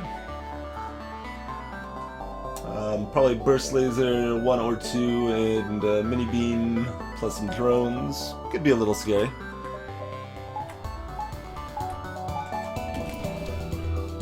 Oh, just a basic laser 1. Alright. They can't actually hurt us again then. All is well. Let's see. Although, actually, like, this is a convenient time because I need to take a break anyway, and if we're taking a break anyway, I guess there's no harm in training while we're taking a break, is there? Probably not. So, like I said, I don't like spending normal stream time for farming stats or anything, but it's break time anyway. I need to refill my beverage so my throat doesn't go hoarse. So, we're gonna take a break for just a few minutes. We'll be back in just a little bit here. And, as always, thanks for hanging out. Be back shortly. Greetings, Krima!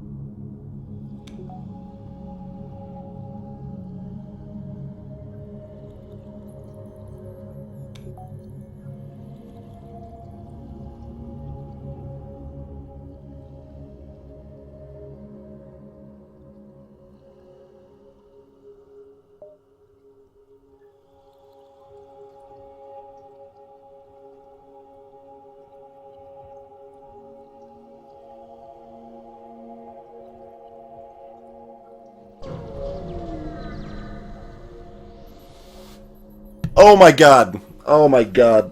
That's why someone said that. Oh my god. I was catching up on chat, on older chat portions while playing through. And the mute button did. Oh my god. No. No. And here, like I even read the first example of someone pointing it out. Kura was like, new challenge, Silent Twinge. I was like, oh, I don't think that would be a very good stream. Well, you got a taste of it right there. I guess that's what we were doing. Damn it! Oh my word. Oh, and then yeah, I skimmed, so I missed the other line that said accidentally left mute on. Oh my word. I was trying to skip through the chat and catch up as quickly as possible while still playing. I'm trying to strike a balance with that, and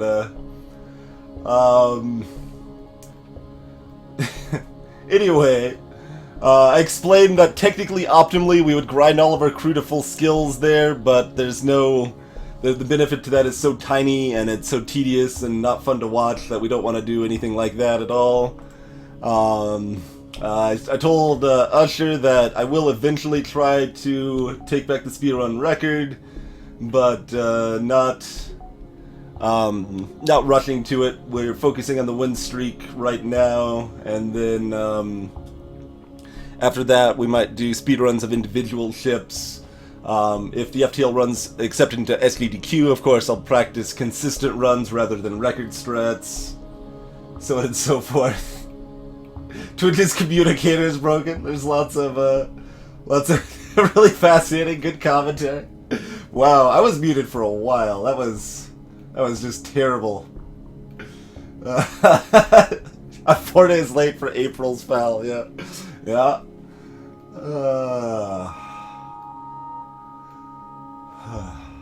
Greetings, Introvertant. The mic's not dead. I'm just bad. There you go, Everett. I should have just kept it going until someone subbed or sent a donation with a message, right? That would have been the way. That's pretty scummy. Mr. Evil, welcome.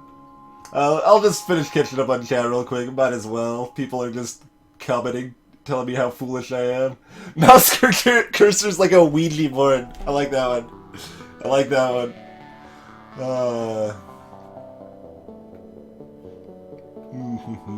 My computer's haunted. That was what's happening. I like that. I pretty much like the whole all the theories and conspiracies you came up with there. Hey, Jimmy Dash. Eric's welcome.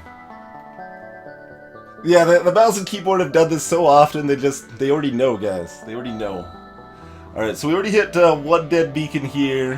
Hitting another one is not unreasonable. Welcome back, Ritzel. And hey there, Bud Puppy. So yeah, we've got 7 hops. Not counting that one. Do we want to hit both stores? We won't know until we hit the first one, do we? Oh, yeah, we'd have to go directly to the next one. So it'd be 1, 2, 3, 4, and we'd miss our free beacon there. That's no good.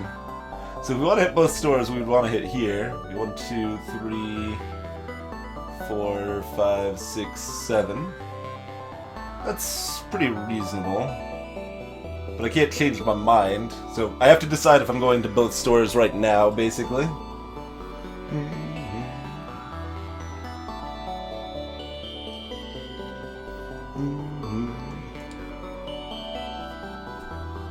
Michael BM, welcome. Good morning to you as well, sir.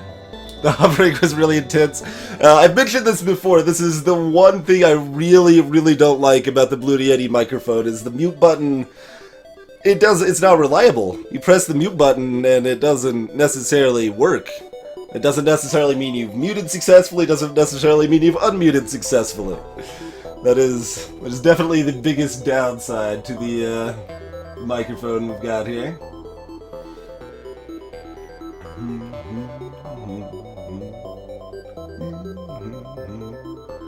Alrighty. Anyway, Korean Usher. So they've done the first round of cuts for SGDQ, and both Putt Putt and FTL have made it past the first cut. That doesn't mean they're in by any means, because about 75% of what's left is still going to be cut because there's just a lot of stuff submitted. But there's the hope and dream is still alive in any case. Okay, so like we said, we're deciding if we're going to both stores or not. We've got 17 there. That's 22? 20? Might just be 20. I think that's 20. So we've got another 37 to go with what I have there. Visiting both stores in that consideration is not unreasonable. Gives me solid chances to find another good weapon here. Or maybe just go ahead and pick up a teleporter. That would be fine as well.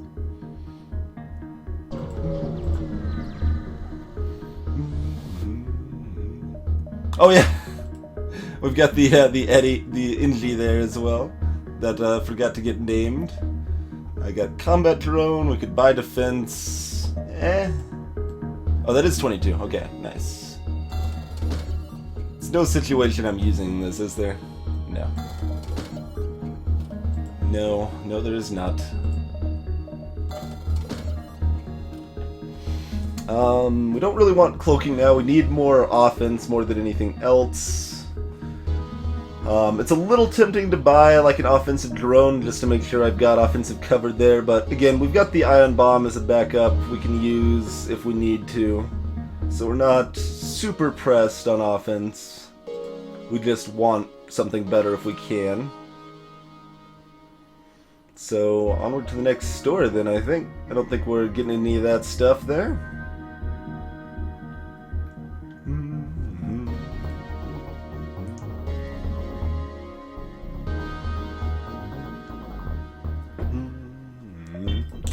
But, Ed, do you want to be on the Inji if he's not on doors? Because the Mantis is staying on doors. The Inji is going to be free to repair, because I'm more likely to want to send him around to repair than the Mantis to, well, actually I'm more likely to send the Mantis around. It's more important when the Inji is running around. So I kind of, like, ideally I'd probably just keep them both on doors, but it's fun to man sensors.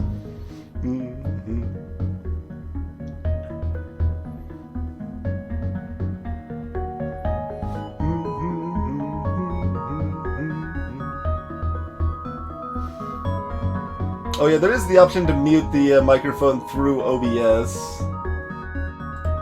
Oh yeah, that's actually really easy. Because I thought I would have to actually change the percentage and have to readjust that every time. But yeah, you can just do a one-click to mute it there. So it would be hard to train myself to do that, but that's probably better. That is probably better. Although there's still other times I would use the, like if I'm talking to people on Skype, I'd use the microphone mute instead.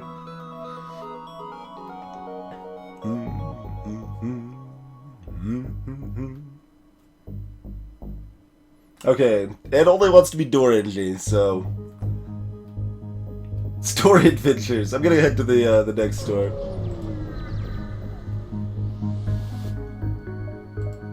Hey, there's a weapon. And drone control of the defense drone if we want it. Some mediocre augments. Still no teleporter, interestingly enough. We have not seen a teleporter.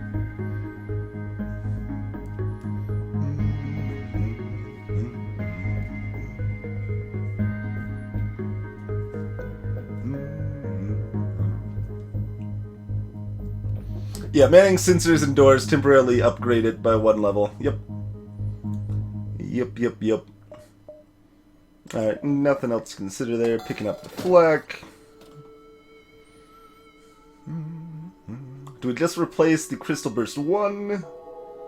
Or do we keep it with the Ion Blast here?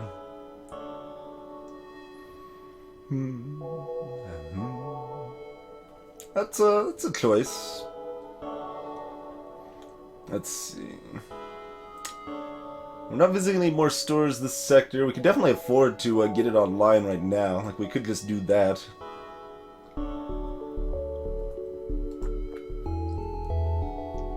That was intentional, Tchaikovsky, yes.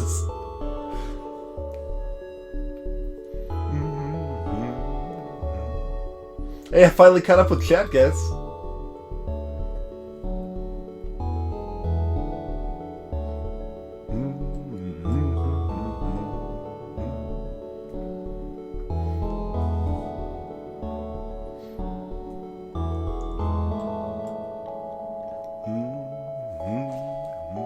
You don't need cloaking by any means. Cloaking is far from required. It's a very nice system, and I generally recommend getting it, but it's certainly not required. Let's see. There's no reason to pick up the Heavy Laser 2, is there, right now? Because, I mean, we could, like, run Flak plus Heavy Laser 2. That's a potent combination, but not incredible. And what we have is serviceable enough. So, yeah, I think we just go with that for now. Do we sell off the extra Iron Blast? Yes. I think we do. Because even if we find more iron, we're not really excited to set up an iron build at this point.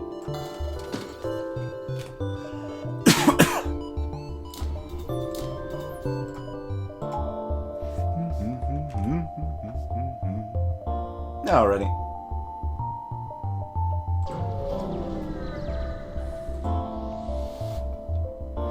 Dual Glaive is 24 damage, Fallen Angel. Alright, free 27 scrap, not bad. Because each Glaive shot does 12 damage. It means Glaive plus Halberd can kill Phase 1 and Phase 3, but not Phase 2 by itself. But Glaive plus Glaive can kill every single ship in the entire game by itself. Alright, trying to jump away. Hacking, nothing too scary.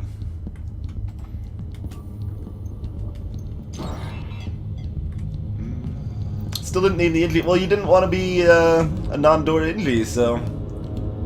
This Inji's staying in the sensors, I'm sorry.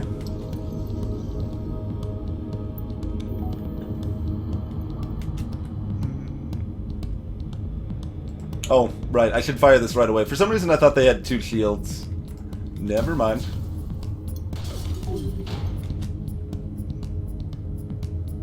Oh, it sounded like 2 hit, but one of them was a fake projectile. That's sad. Oh, I should have prevented that. That's okay. That's 2 damage, not a big deal. But yeah, I should have prevented that.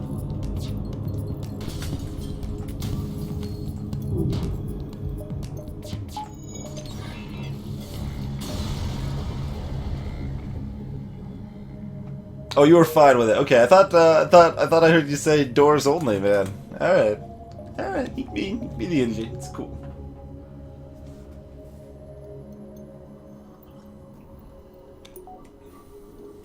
Oh, not through the super shield, Monarl. Sorry, I meant the ship itself. That's a fair point.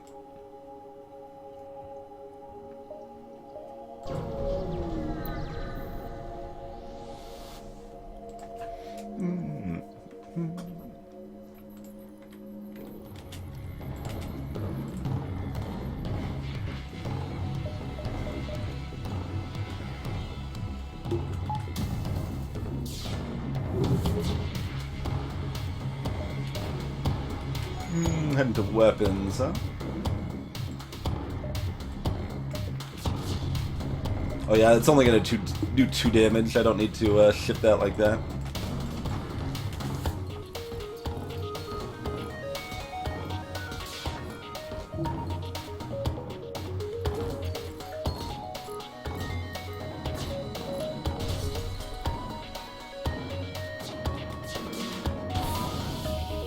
Piracy cannot be forgiven! Get double breach, sir!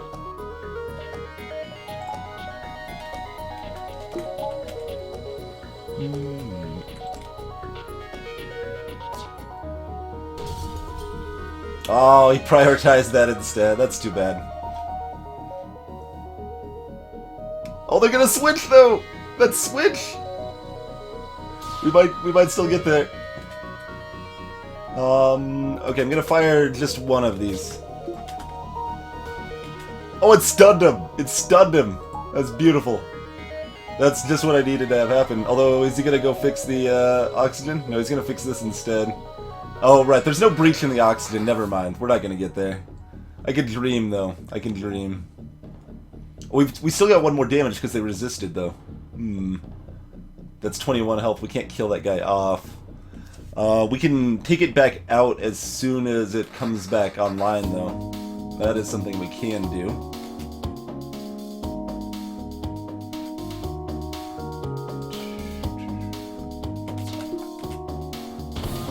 And it breached this time. And it's only the Mantis repairing it. We got a chance. We might get there. Yeah. There we go. There we go.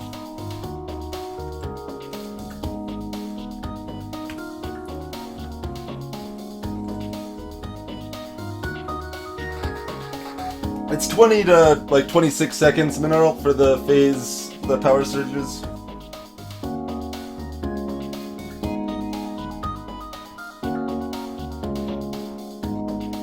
No, Krima. That wasn't the quest pirates.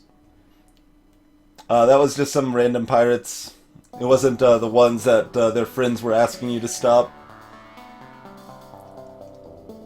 Otherwise, the text is different. It'd say, like, let them live and return to their settlement or whatever. Alright, not bad. Not bad at all.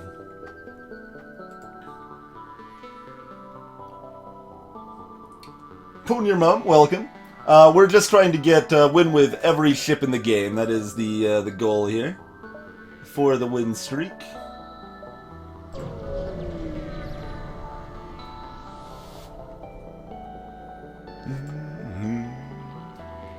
This is our third anti-drone drone that we've gotten for free this game. Yeah, Kura. If you have 4 weapon slots and you abuse the pre-igniter swap, you can definitely kill even phase 3 in one volley. Although you might need hacking with it. Let's see, can you do it with just one volley? Let's see, flak 2 to take out all the shields. Probably. I'd have to think about that some more later.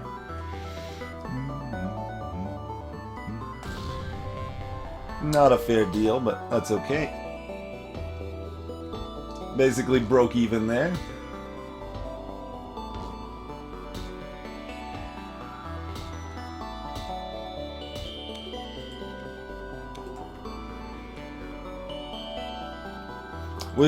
I've never seen anyone use the pre-igniter swap in a speedrun yet, actually.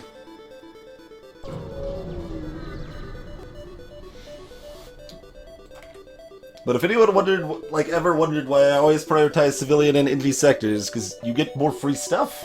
You just get more free drones, free weapons, free crew. Although you probably get the most free crew in pirate sectors, actually, but...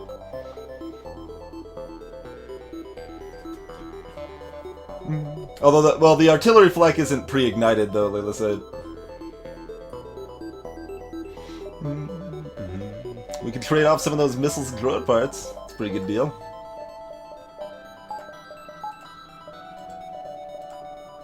Alright, Zolden, not bad. Invulnerable, it's basically a bug abuse where you can kind of pre-ignite all of your weapons, even if you have more than 8 weapon power worth of weapons. It's one we'll do an FTL tips segment on at some point, but haven't done it yet. Alright, 2 stores in the sector. We got the Nebula as well. Kind of hard to reach most of it though, so we'll probably hit just two out of these 3 Nebula beacons and go from there. We're kind of low on fuel. Oh, I was gonna buy more fuel at the second shop. I got distracted by the flak and forgot to buy more fuel. I was gonna buy about 4 fuel there. Should be fine. But that is a mistake there. Let's see. Do we upgrade our defenses or anything else? 100 scrap for shields? Yeah, we could do that. Could do that.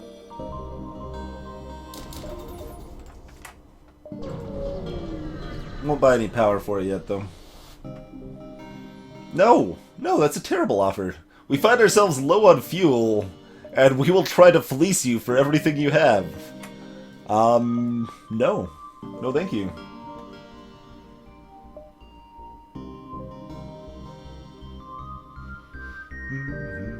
I mean, if nothing misses, Flak 2 plus Glaive plus Glaive gets there, fine. Like, you can definitely do it with that, but you need literally every flak shot to hit. Yeah, because you need to do 10 damage to the super shields and then 4 damage to their shields. Alright, now I'm actually curious. What are the odds of that? Bust out the old calculator here. Phase 3 has level 5 engines plus manning. I always forget. I should have the evasion in Phase 3 memorized. It always throws me off though. So yeah, 35. That is to the 14th, yeah. That is a 0.24% chance of landing all 14 flak shots against Phase 2, or Phase 3, sorry, Phase 3. It is possible, though.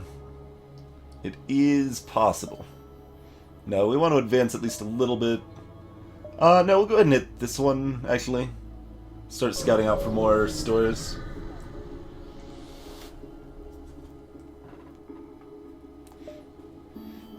Alright, come on, be held hostage.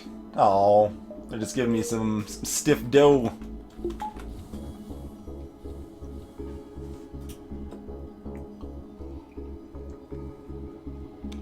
Welcome back, Ryuji.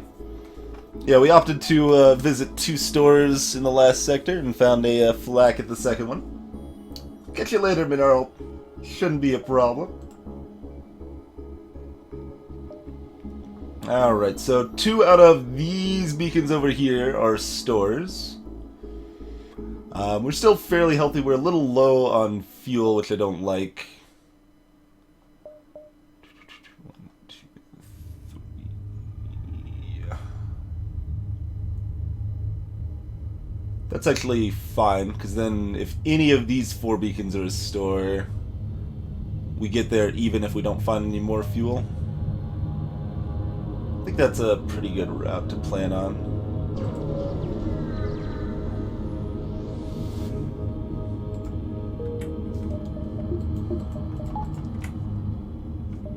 Might as well have that powered. There we go.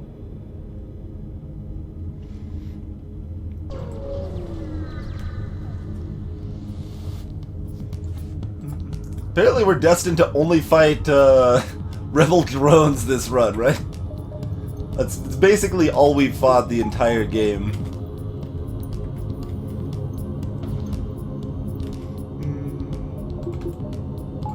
Not really any reason not to do that, and then just have it... Oh, because it's going to lock down one. There is a reason, but not a very good one, so that's fine.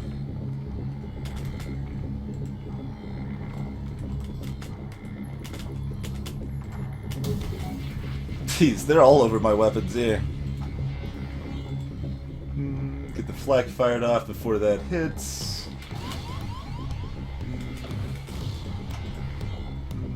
Oh, no, piling stay here. I accidentally grabbed him with the NG. That's not something we want to do. Still have 1 missile up, but that's not too bad.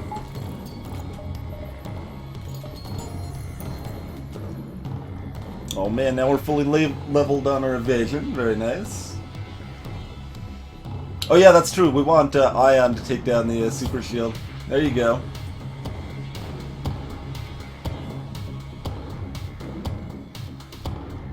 You can't have a charge line charged up or chain, so that's not helpful. And our flag conveniently hit the shields as well, so they're still down for us to make another shot here.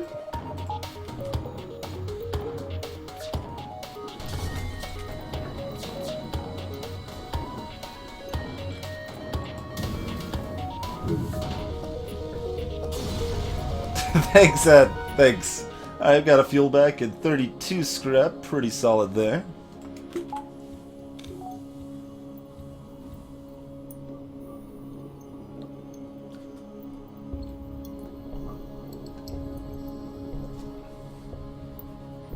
Cool, Usher. Sleep well, good sir.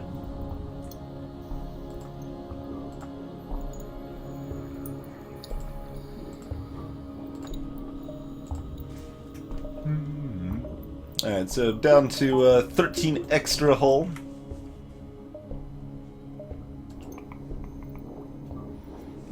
No, we don't need another power.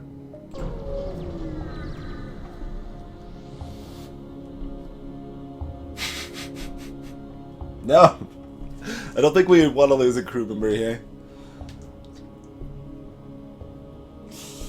Oh my word.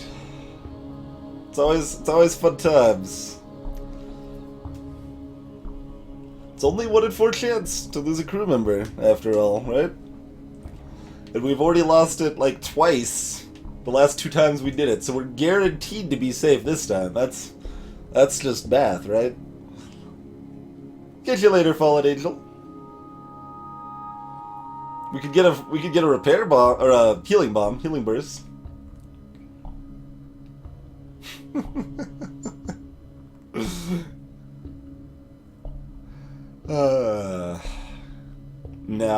No. Not this time. I almost said no and then like misclicked the other spot. That would have been kind of funny.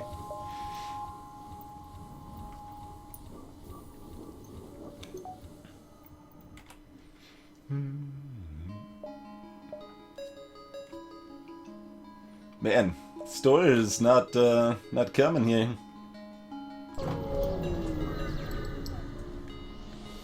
Gunther needs to be on the ship to do that a bit. That's probably fair.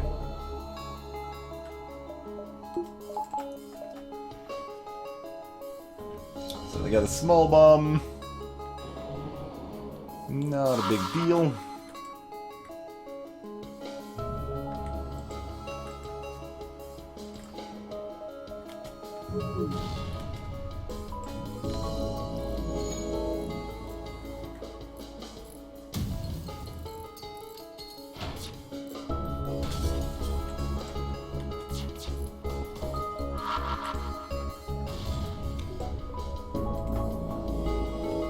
Oh.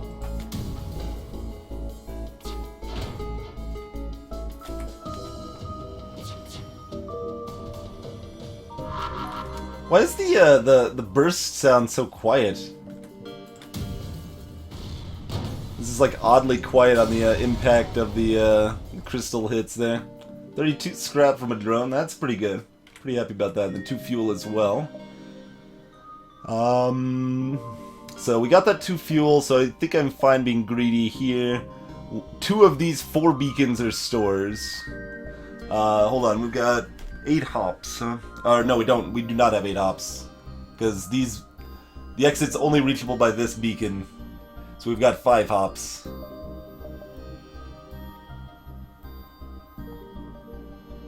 Yeah, something like that. Okay.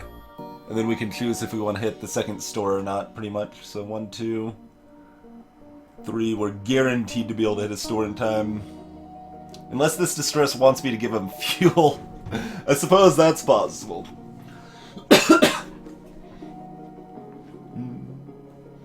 Ritzel, the arena runs were not so good that stream. We did play with race or classes we were not very good with, played a little poorly, and were a little unlucky. So kind of combined into pretty mediocre runs.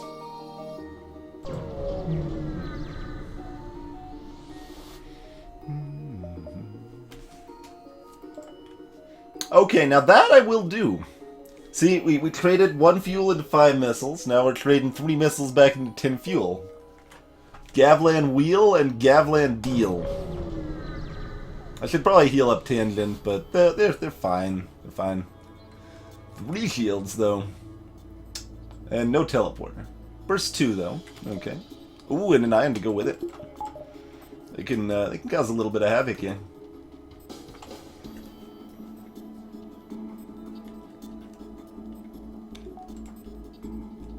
Yeah, there you go.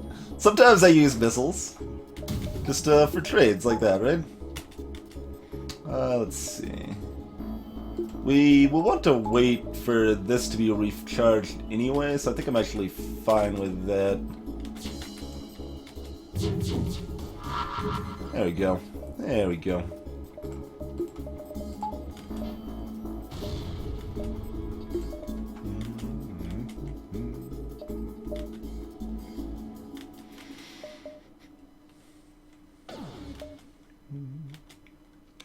Yep, and the flak's back up in plenty of time.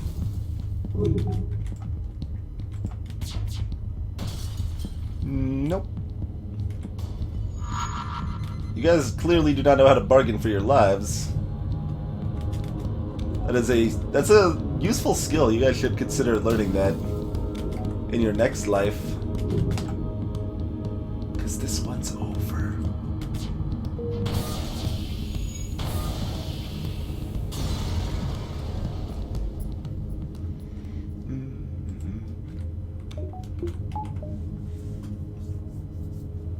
Yeah, you can't beat yourself up too much over individual arena runs. You definitely want to pay attention and figure out mistakes you've made, plays you could have done better, but in the end, you're looking at averages, not individual runs.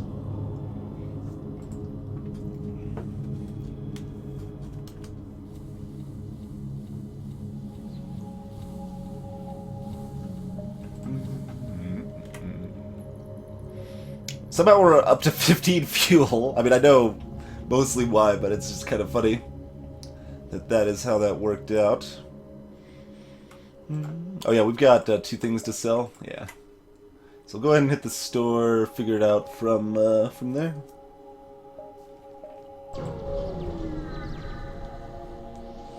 If we want to hit the other store or not. Reloader. Yeah, we'll take the reloader. That is it.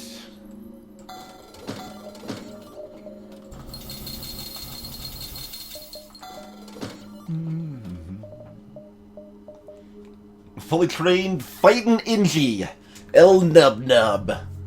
That guy's been training in the back alleys of the most sinister systems. The famous El Nub Nub. I'm sorry, Ritzel, we're not buying distraction, boys.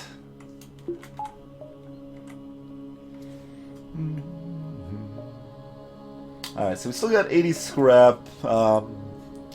What do we care about at the other store? Long-range scanners, burst 2, flak 1. Hey, Cryptio. Exactly, sir. That's a pretty good simulation of the image, I would say.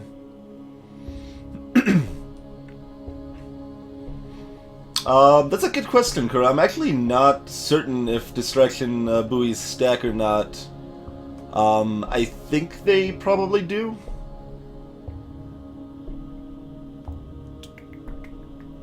Hey, Tabushu.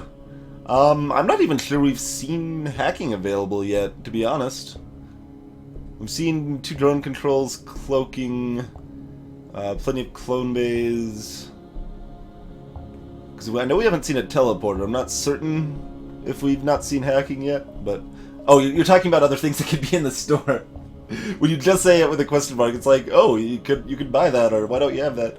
Was my first thought. But yeah, that'd be another thing I could buy. Would I want to buy hacking right now? Oh, probably. Hacking is great. If that's all, do I even want to visit the store? Another automated reloader. So we got 2 augments. I'm not buying any crew. We got 1 or 2 weapons, or probably about 3 or 4 weapons that we'd consider buying. We'd buy probably a burst 1 to replace this even. Because then we could time it faster. We wouldn't have to wait for this every time. Alright. Although we're also trading it out for a distress, not even a normal beacon.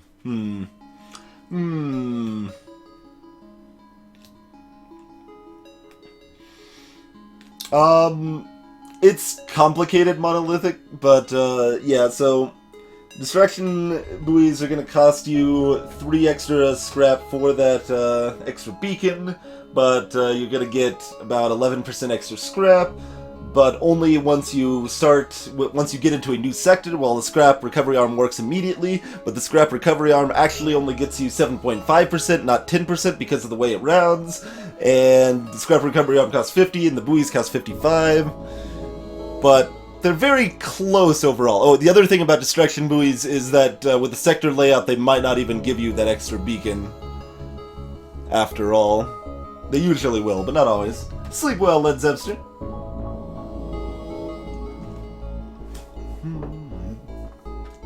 Batindo, welcome to the chat.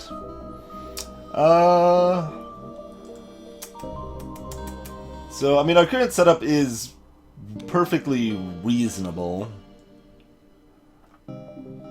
But then again, we've already got 3 shield bubbles. We're in Sector 4. We can afford to visit another store. Be a little sad if there's something... there's actually... I mean, Pre-Igniter is not even that exciting, so whatever. Alright, farewell, Distress Beacon. Netu, welcome! I think I said 8% or something like that before Kura, but it's actually more like 7.5.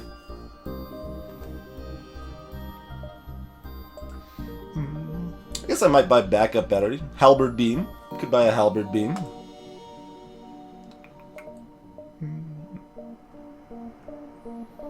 Repair Zoltan. I do like me some Halberd Beam action. So yeah, then we'd run like...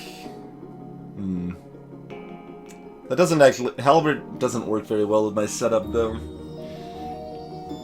I could use the Halberd with the Iron Bomb. I mean, the Halberd's good for 2 sectors with our current setup. And by the end of that, we could pick up hacking or another laser. So that's a possibility. Or if we need to, we could still use it with the Ion Bomb. And its damage potential is really high, and it's a really great weapon, and it's just basically my favorite weapon in the game. I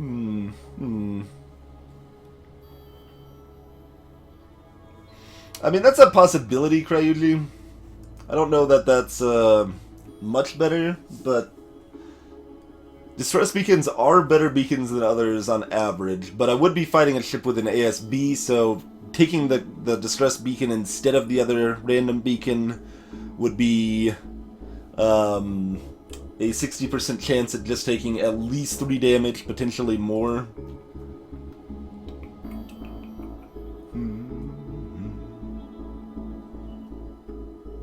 That's also true monolithic, yeah. Scrap Arm still works in Sector 8, and the buoys do not.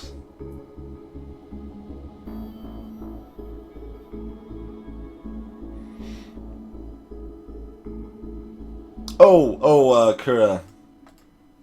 You meant for the buoys. Right. Yeah, no, you're right. It'd be like 9.1% for the buoys. I was thinking of it backwards. I was thinking... I don't know what I was thinking. But yeah, you average about 11 hops per sector, so you're getting 1 extra hop. Interestingly, buoys are like slightly worse with a long-range scanner to some extent, I would say. Because long-range scanners let you pick the best beacons, and having 1 extra beacon, you might not be able to pick a good beacon anymore. That's a really minor, almost irrelevant thing, but it's kind of funny. Catch you later, Tangent. Have a good night, sir.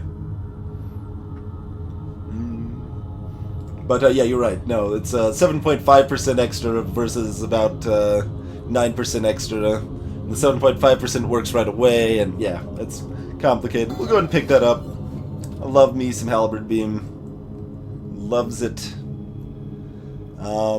We'll probably wait until we get one more weapon system to get that online. That's 75 plus scrap.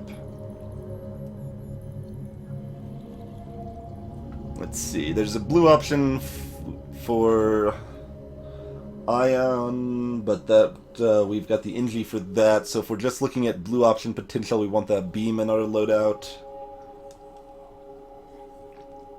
And we could potentially do Flak plus Halberd if we wanted to, which is more damage. That's actually pretty reasonable. So yeah, we'll have our setup like that for now. I don't think it's worth eating the ASB hit to hit the distress beacon. This is more likely to be a good event, but I don't think it's enough more likely. I want to worry about the shenanigans here. Sleep well, Kura.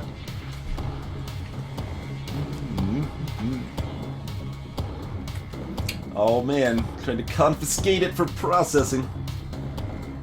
Alright. 3 shield bubbles, but we can knock that down extra with the help of asteroids, potentially.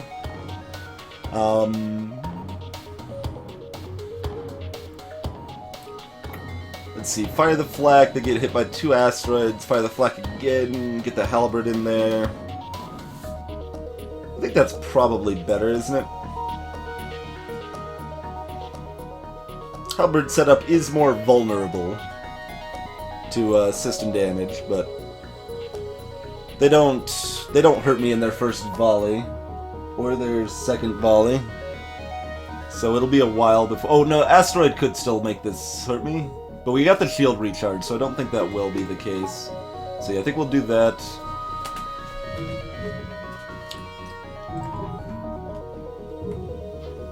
Hey, a slow turtle, welcome. And no worries there.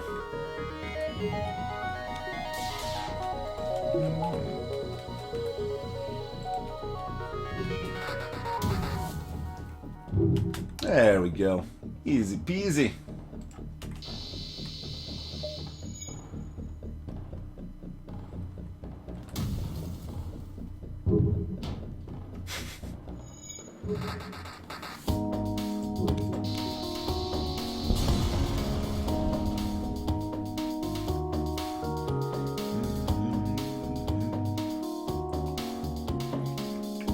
Oh yeah, the buoy's blue option's only in the crystal sector, though.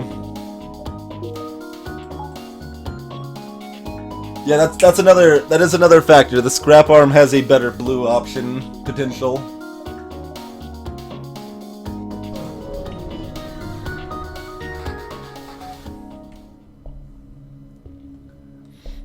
We should consider that, Ed.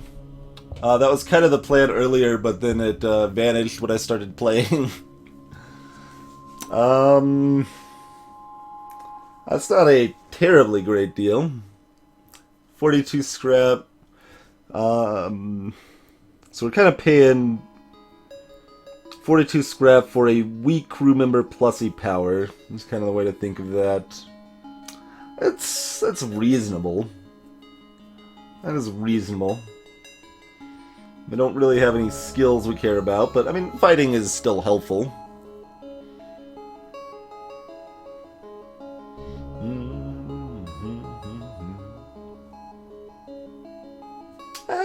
What the hell? What the hell? That doesn't seem like something I'd normally do, but what the hell, I say. Go be a battery somewhere.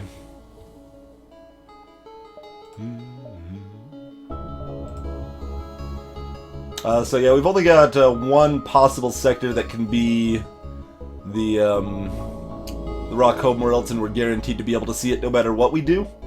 So there isn't actually a decision to be made there. Hey, Suloic.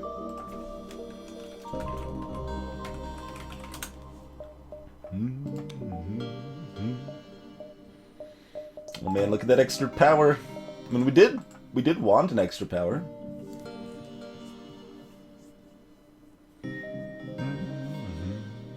I don't feel like messing with slugs right now. Probably slightly better sector. But we don't need the stores enough that I feel like I need to visit slug sectors. Okay, this beacon's free, so we might as well take that.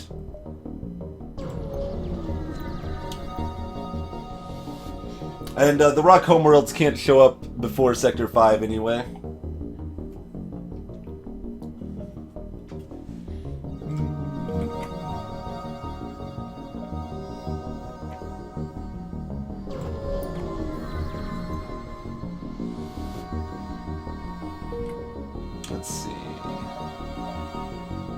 Okay, yeah, I was actually realizing that being in the 3rd and 4th slot, they might be suboptimally placed. It doesn't really matter.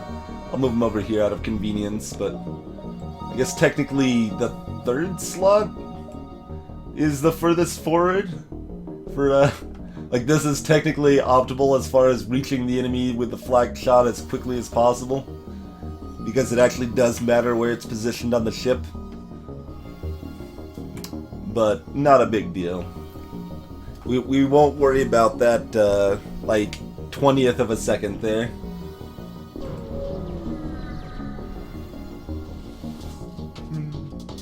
Slugs have a moderate amount of missile weapons, Ed. About 11% chance, I think, of them. Well, 11% raw. That doesn't factor in the power requirements of the weapons. Alright, that's not too scary.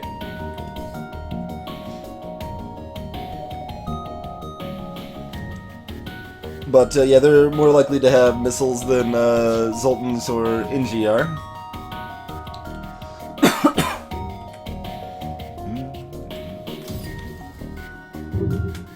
Nice, actually hit with all of it there. So can we hit more than 3 rooms on this ship?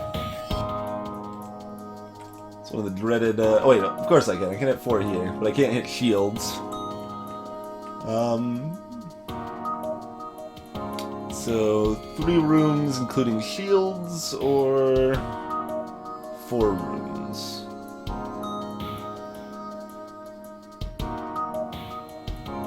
Let's see, they're at 12, 13, 14, 15...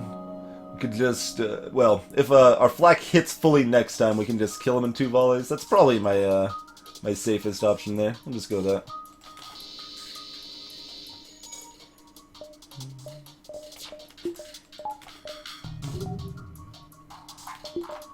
And then that's gonna miss right now. Oh, I'm not even looking at the weapon charge, Cryuji. I was just going off of instinct there. I didn't even realize that the weapon charge was up when I snapped my finger there for the timing.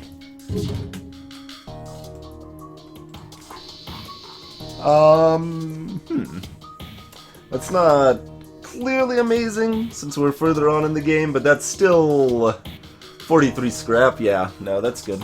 That's good. We will take your 43 scrap. You have successfully bargained for your life. Congratulations. Hey, Zergling.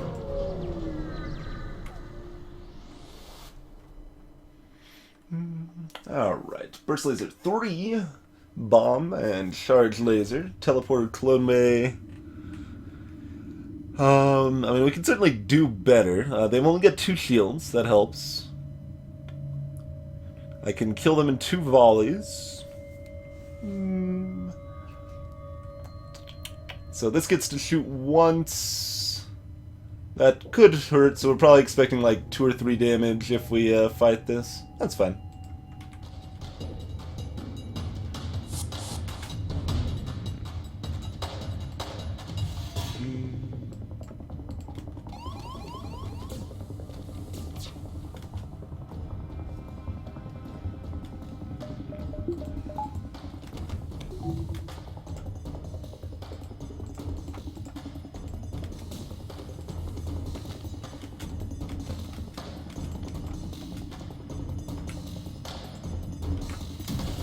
Oh, also, we're gonna hit them and potentially disable this, right?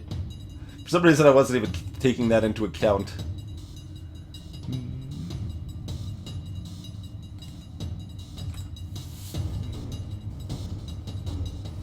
Yeah, there's not really anything better to hit here. When you see this, like, group of 5 rooms all together in the middle like that, it makes you think you can hit 5, but you can't. You can still only hit 4. You can hit 4 in a lot of creative ways.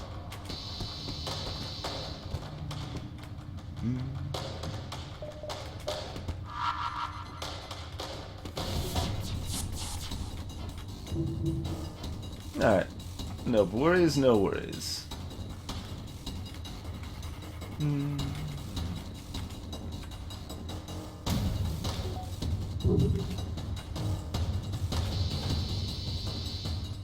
6 fuel, 20 scrap, no. Also, I miscounted. Wait, how is 8 plus 8 not 16? And they had 15 health.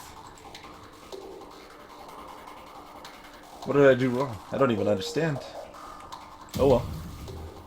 It's not a big deal. I just don't understand where I miscounted there. Counting is hard. Alright, what's my reward? 27. There we go. Okay. 49. Not bad, not bad.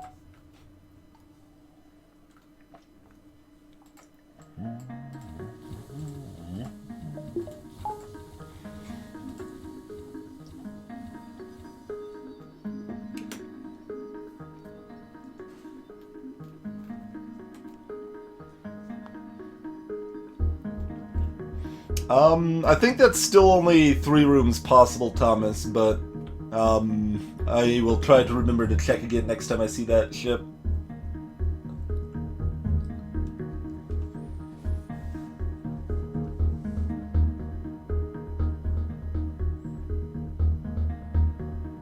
Oh, that's what happened in Mineral. Okay.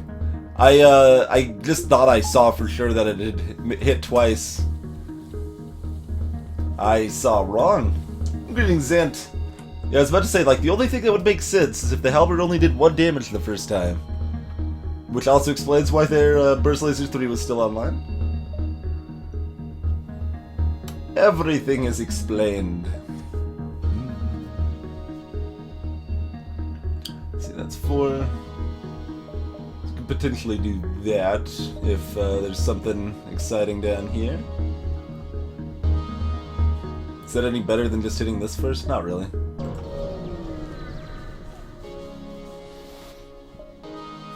Beam weapon. So, well, I mean, we're using the halberd, but this is why we thought about, like, even if we weren't using the halberd, we would have it on our loadout for this event right here. Get the blue option. It's not an amazing blue option by any means, but it's still helpful. Money for nothing. We've got, what, 25 scrap in the bank. Only most slugs are jerks. Not all jerks are slugs. Some jerks are rockmen. That's true. Some jerks are rockmen. Hey, Sir Stamos. Like, there are slugs that legitimately want to deal with you. And trade, and they'll even give you a bonus for being patient with them. Alright, so same deal. They've got a Mantis to board with this time, though.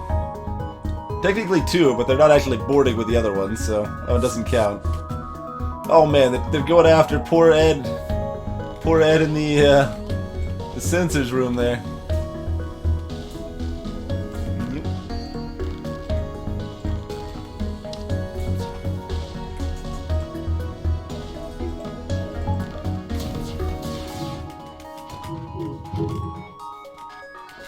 Ooh. Do I still... No, we've got a reloader. I'm just gonna wait for the flak.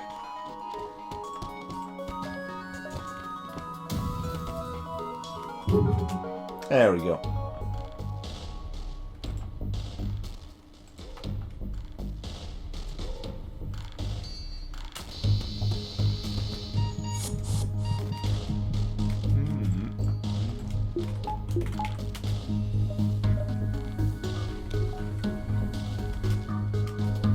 I should have fired. Still fire the flag? Yeah, still fire the flag.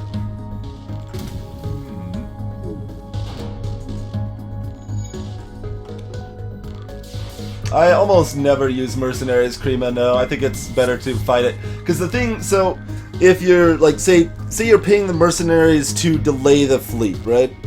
So you're paying them that 20 scrap or so, and then you're also paying them effectively that like 30 scrap you would get from just fighting that event in the first place, fighting the mercenaries.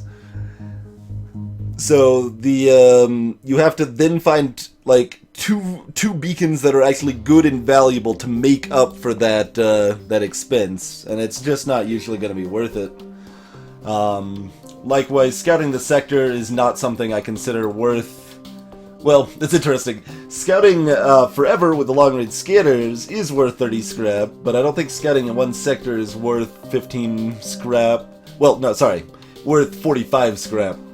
Because again, you're spending the 15 scrap to buy the scout and the 30 scrap for not killing the ship. That's important to keep in mind, those opportunity costs like that. Because you're paying a lot more than you are actually paying.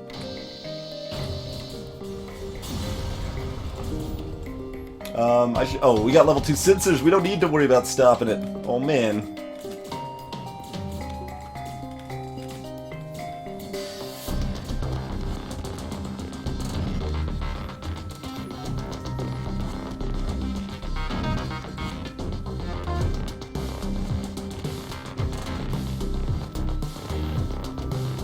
I didn't even want to be in the sensors room to begin with, and everyone just keeps jumping after him.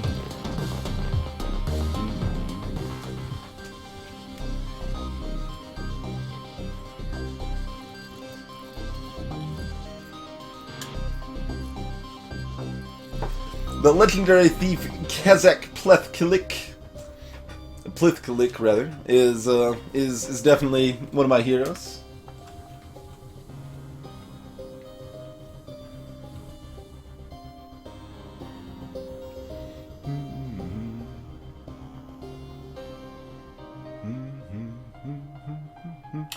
Celestial, the other 2 crew members end up in piloting. If you use a 4-man teleporter to board the disconnected room in the flagship, it's based on the room number. So specifically, if you board missiles, they end up in piloting. I'm not certain they will end up in piloting if you board somewhere else. Holy distress, Batman! The citizens of this pirate sector need our help.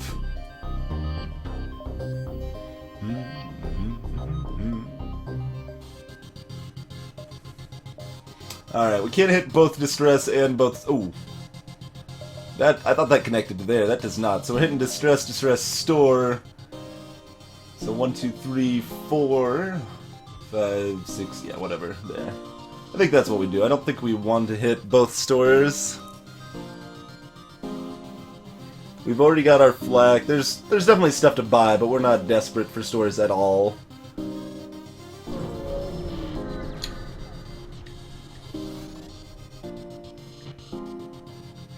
Cryuchi, no. I would have saved the damage even if they were level 1. I would have sent my pilot in to prevent them from destroying the system. It just made it easier.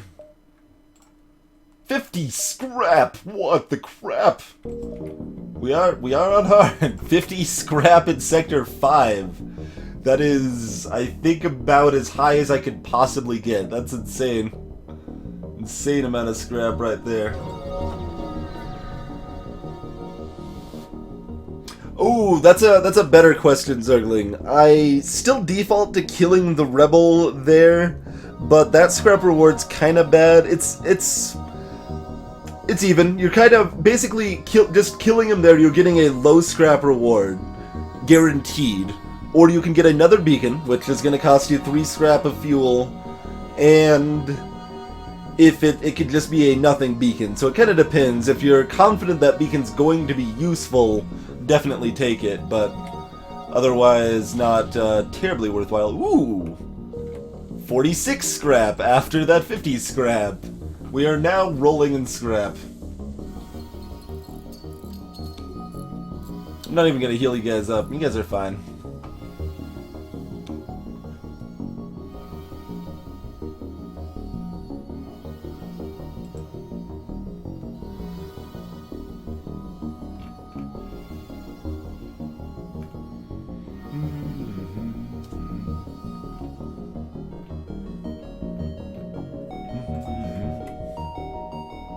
Oh, it's also possible they changed the room numbers in Advanced Edition so they don't end up in piloting anymore.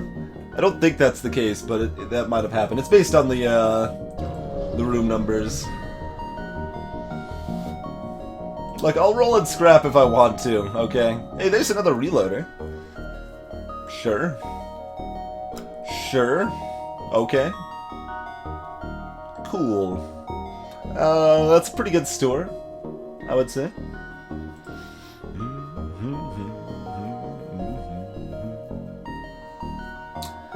mean, it's even got a repair arm.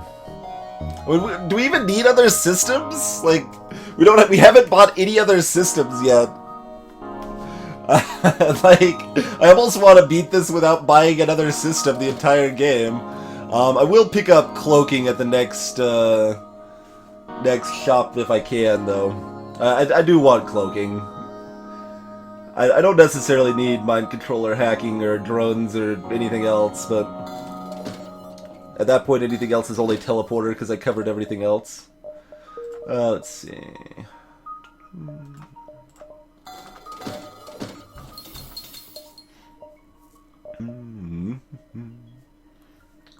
I could go and buy mind control, but meh. Basically, meh.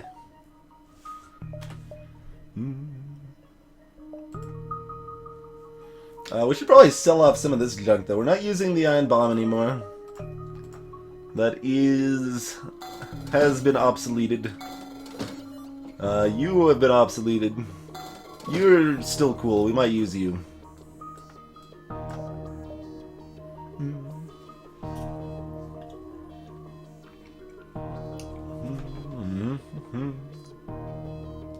I'm the scrap man. Skibbity doo bop bop. Well, that's a nice thing, right? It's a cool song. Comes with a defense drone. I don't think I even care. Like, what do I care about a defense drone? Who cares? Defense drones are stupid. Small bomb is kind of cool, actually. If I was gonna keep that, I probably should have just kept the iron bomb, though. But anyway, yeah, we got 8 power worth of weapons there if we want. That's pretty good. Pretty good. Rolling scrap, might as well buy that as well. Because why not? I don't think we upgrade defenses anymore. We just do that as quickly as possible. So, next top, basically.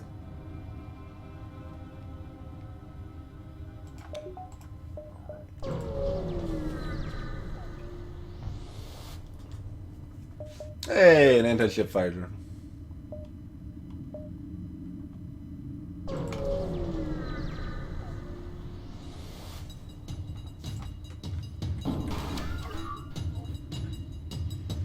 They hacked my engines. They've got flak 2.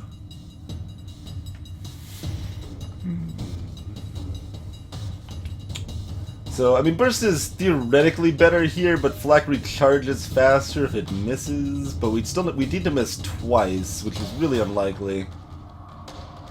Is missing twice more likely than hitting 3 times? I think those are pretty comparable. I'd have to run some estimates to guess there, but... Middle image, just an excited Ingy just rolling around in scrap. Because he's the scrap man. Anti-ship fire drone definitely puts out fires. Absolutely. That's okay. Burst Laser 2 is my friend. That guy is not my friend, however.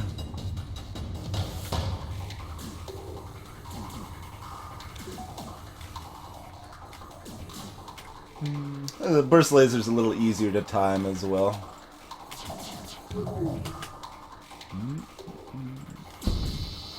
Oh, eat that! Burst laser can start fires as well. That is basically the key reason that the burst laser is better than the flak, is that it can start fires. It's only a 10% chance per hit, but that is actually really significant.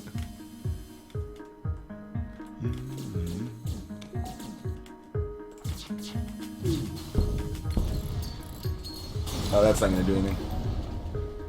37 scrap. Just do 3.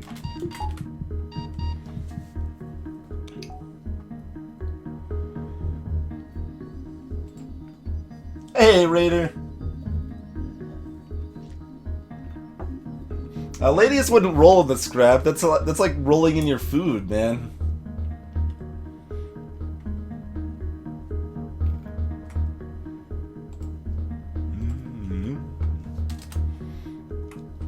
Speed Frog, you're just staying injured, buddy.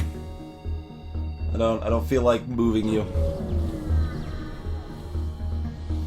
Yep. Burst 2 hits what you aim for.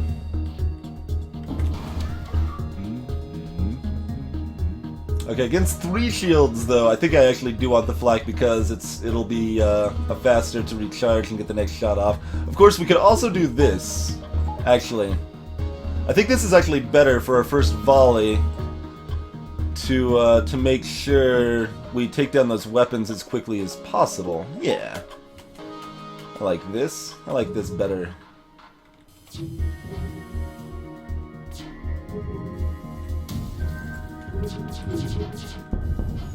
Try to take that out right before that missile fires. Exactly. Exactly as planned. I'm just gonna stick with this. I feel like switching now. Because we've got the double reloaders, so this is actually quite good as well.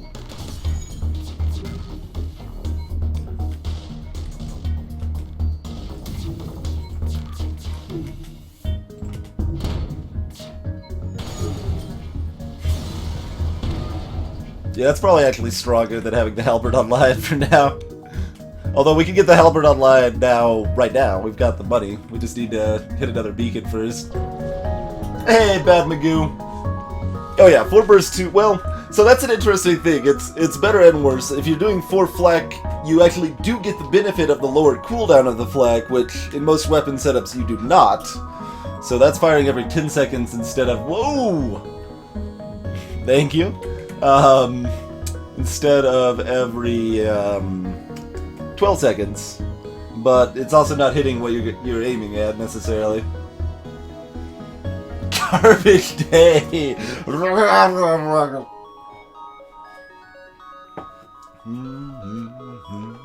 And yeah, as far as actually buying it, the burst 2 costs more, which is relevant. We do need another automated reloader. I love triple reloader. Not a choice here. Inji Homeworld's best sector. Best sector in A. Well, this sector specifically is kind of dumb. Well, only a little bit. Go here and then... Well, those beacons are dumb. That's okay. So it's all okay.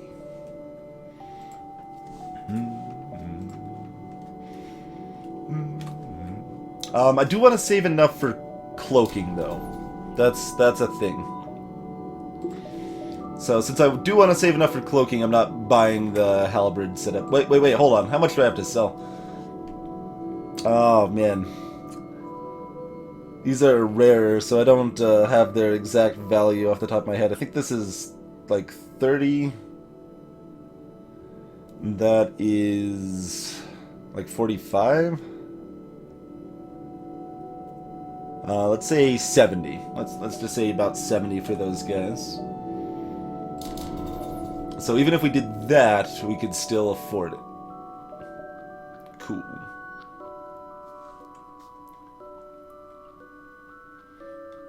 And that. Cool. There we go. All is well. Zoltan Homeworlds have a better single event. See? Italy Homeworlds! Just free stuff, man.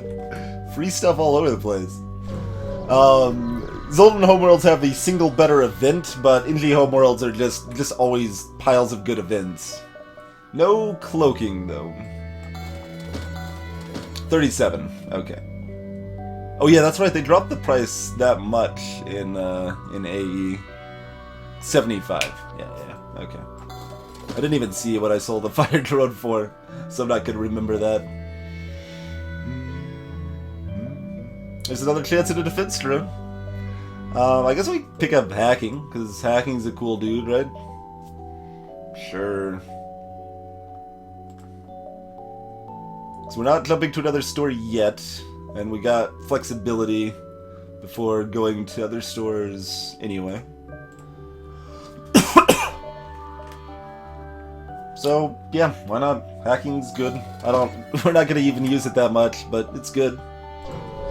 Pick it up. Yeah, exactly, invulnerable, exactly. Absolutely attacking the automated ship. I almost want the crystal online. With the double reloaders, we might outpace this, but I still don't think we quite do that. Oh. Well, we definitely don't now. Shirk.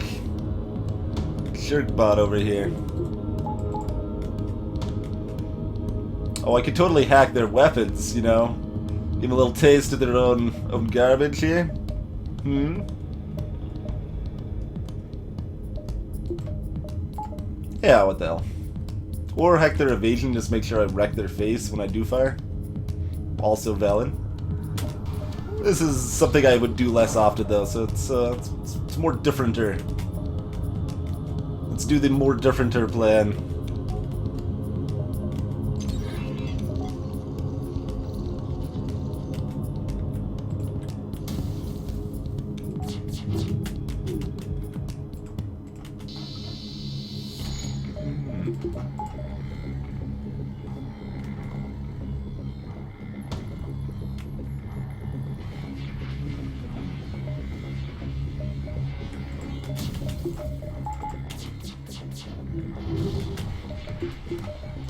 Oh, I took that offline anyway.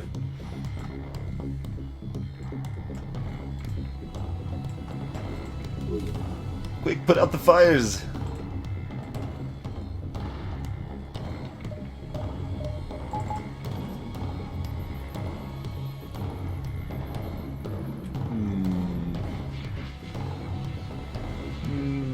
Do I go ahead and just fire the burst 2 now that I already took down their shields with the flak because I knew I was depowering it? Land 1 or 2 hits. 1 or 2 hits is pretty relevant here, so. Or 0. We can also hit 0.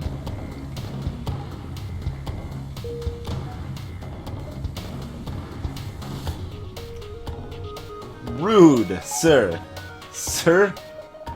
You are very rude.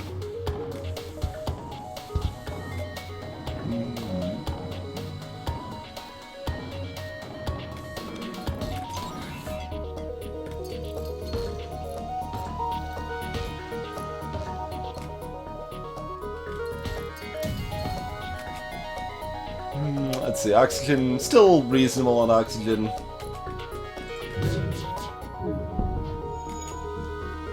Alright, we took that down anyway.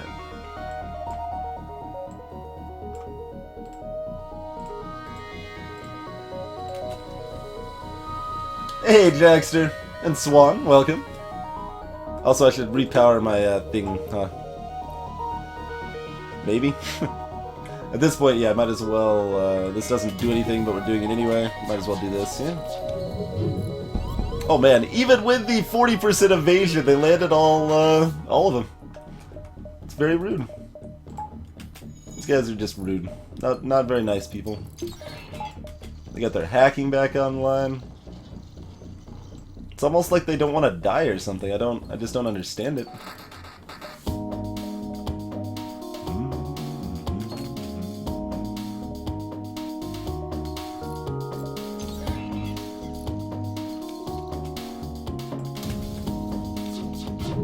It's almost like hacking their evasion is clearly way better than hacking their weapons. I just felt like it, okay? I'm a little late on this, that's unfortunate. Alright, we still... Oh, no, no, no, no! We would have been fine. And we just turned both of their missiles online. By landing that shot. Taking a little bonus damage here. Oh, I should actually power... Or, well, we want to do this, though. There we go.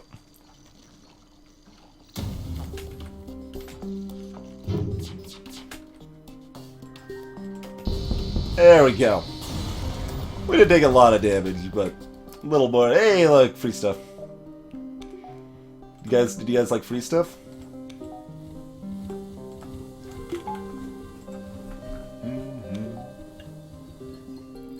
I could have hacked their hacking too, that's true. I was planning on just destroying their hacking, so it was mostly not a problem.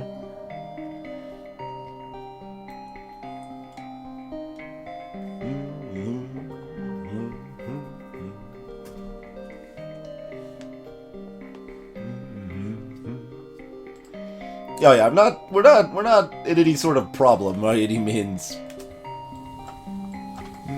Who else is hurt? You're hurt.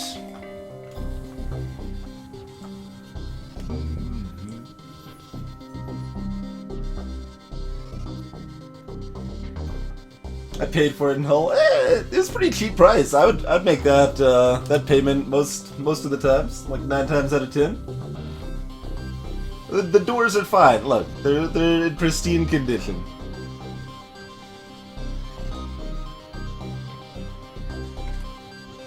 Yeah, that should be my mod. I should add that to the balance mod instead of it being called Inchi Homeworlds. It's just named Free Stuff. I love the free stuff. Let's see. I mean, if we don't visit another store, how are we supposed to get triple automated reloader, though, right? And we do still want hacking or cloaking. We still want cloaking. Hit these 2 beacons, get a little more free stuff, and then proceed from there. We might go down, actually, so I'll hit this one first, and then we'll see where we go from there.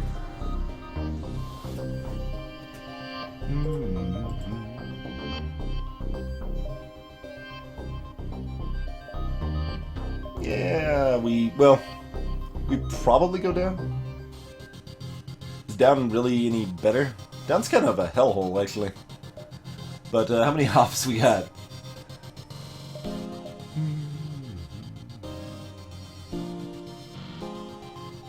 Yeah, there's plenty of beacons there. We've even got 1 beacon right next to the exit we can dive to if we want. So yeah, screw bottom. Bottom's done.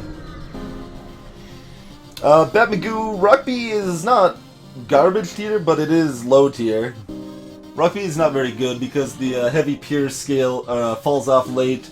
The lack of doors is a significant disadvantage, and the firebomb is not a particularly high advantage. Offer them assistance. 53 scrap. Yeah, I almost just want to let it burn. It's very pretty. Oh, see, Down's mocking me now. It's like, hey, this distress beacon right here, we would have given you more free stuff. That's okay. I feel like hitting the store.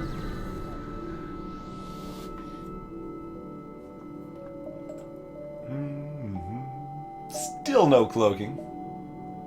Oh, and we don't get another reloader either. Not that I expected it, but I'm still sad about it. Alright, pick up backup battery makes it more likely we can find cloaking. And, you know, we can actually use the battery, I guess. Keep everything else and roll out. Yeah, that's fine.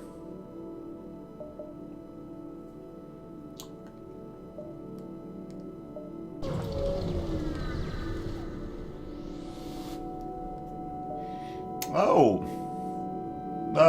Yeah, transfer of goods is acceptable. What is this? I'm rolling high on, like, every one of these rewards. This is ridiculous. 56 scrap. I mean, they're good rewards, but I'm still getting lucky rolls on them, too.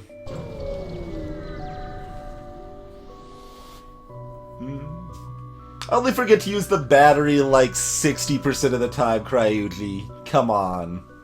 Not 98%. It's only more often than not. Sure. Hey, it's pre-vented. Oh, no.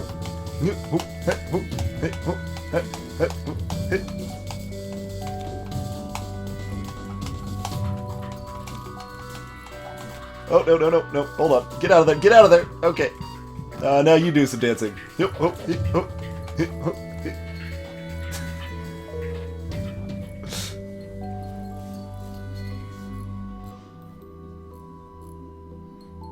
Layla side.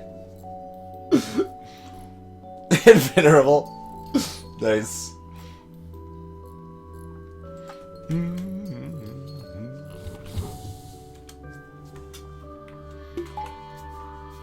And yes, the sound effects were required for that.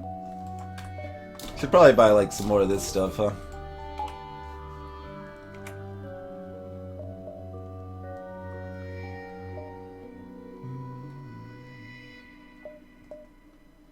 Alright, yeah, sure. We probably still dive without the, without cloaking. We'll see. Should dead my engines, huh? My engines aren't too important here, but I also don't care about bothering to use hacking, so this is easier. There you go. Yeah, let's just do this real quick. Oh wow, we missed.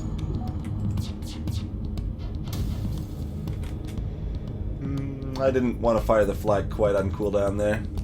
It's okay, but... Can we pick that other shot? No. Do I care? Yeah, whatever. Let's start hurting him a little bit here. We'll just play like auto fire mode, bad player mode.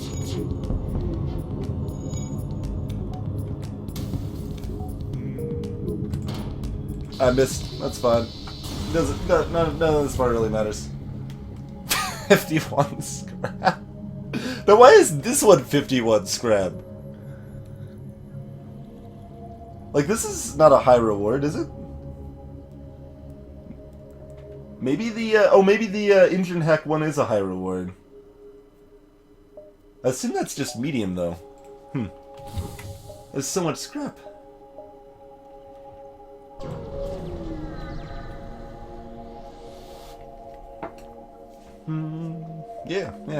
Yeah. How's it going, buddy? You got some stuff. You got yourself some cloaking.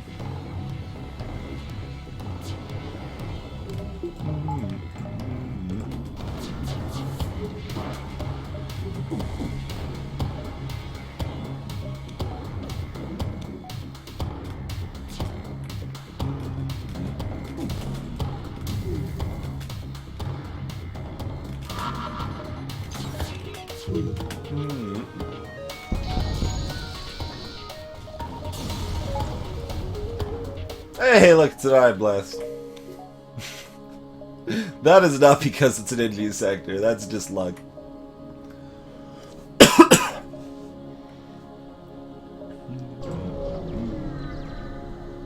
Oh yeah, I should go ahead and pick up swag sensors, you're right. Alright, board me with an NG and a human? No, Zoltan and a human. Okay.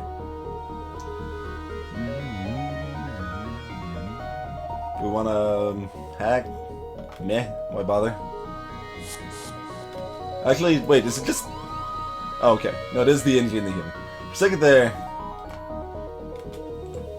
I thought they were not boarding with the human.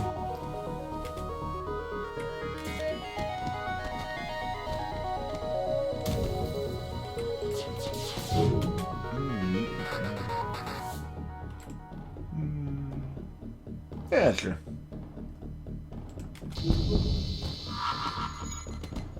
Oh, firebomb. That's annoying. You're annoying.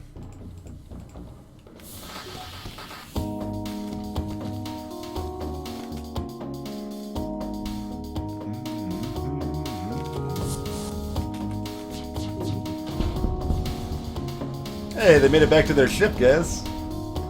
46 scrap, contact the civilian ship, 19 scrap and a Hermes missile. Oh, that's, yeah, you asked that earlier, sorry, Monolithic. I pretty much prioritize cloaking on all ships, and then I grab a defense drone if it seems convenient enough at the time. I don't specifically prioritize it based on ship size, even though the defense drones are, better on smaller ships, but the ships that defense drone is best on, most of those start with the a drone system anyway. And I still usually want to pick up hacking on those ships anyway. But yeah, no, I guess I would say I'm a little less likely to buy a drone system, especially on the Federation cruiser ships. That is partially due to the size and the weakened effectiveness of... Swag sensors are never weakened in their effectiveness. but the weakened effectiveness of the defense drone.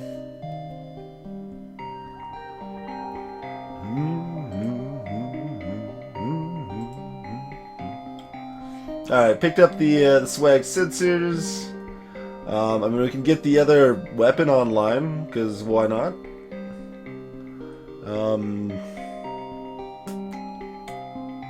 Yeah.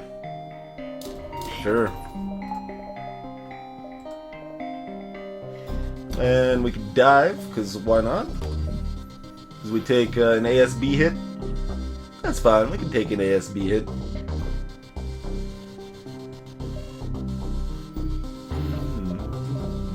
I mean, we got fully leveled crew members. Does that mean level 5 engines are actually enough to get us out of there? Maybe. We got enough stuff to sell off that I'll try it. The Lathicos, welcome! Oh man, look at this! We got a level 3 sensors option right here. Is this even a good one though? Ah, whatever. We're doing it. Oh, right. Yes.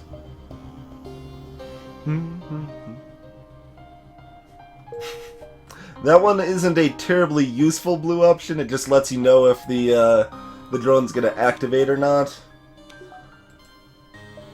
Mostly you don't care because you're just going to be fighting it regardless. Also, what was with that event, guys? We only got like 25 scrap. We're supposed to get 50 scrap from events, right? That's how it works? I don't understand it. I should have bought doors. That would have been, not like important, but it would have been convenient.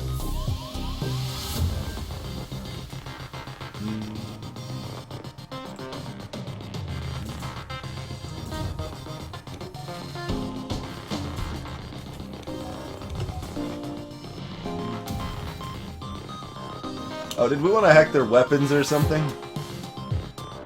I guess we don't really have transferable power where we're currently positioned doing. Oh yeah, we got a backup battery though.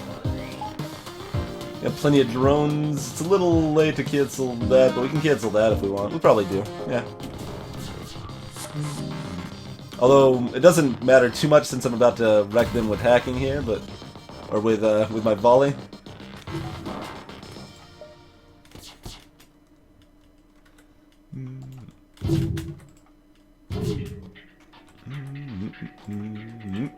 Makes it a lot harder for him to repair this, though. There is that. they don't have weapons anymore, guys. Oopsie doodle. Oh yeah, they boarded me with another guy. What kind of jerk move is this shenanigans here? Oh, they're trying to meet up and therefore left the doors room and gave me my doors back. How nice. These guys are helpers. Oh, can I kill this before? No, the ASB would still hit in time. I should have maybe targeted their defenses to try to kill them so fast that that helps me escape faster. Didn't even consider that, because that's kind of nonsense.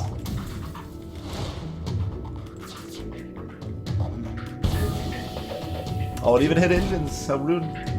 We're getting our one fuel, though, dang it. One fuel right there, right in the bank.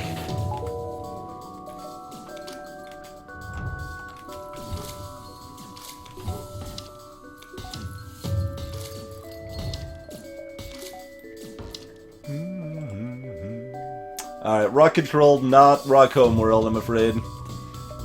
Also, that's not supposed to be under the line, is it?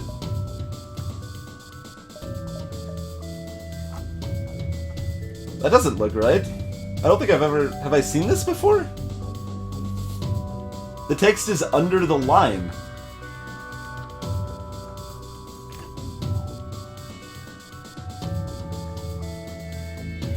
I just hit the screenshot button, but I didn't hear the... Oh, because it's not launched through Steam.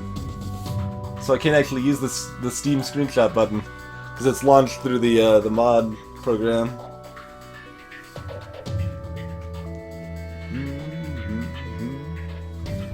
But we could always make a quick highlight of it, I suppose, or take a screenshot of it later.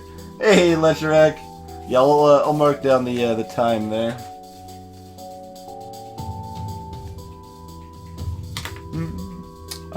Is it the font size? I don't think that actually affects that, but I'm not sure.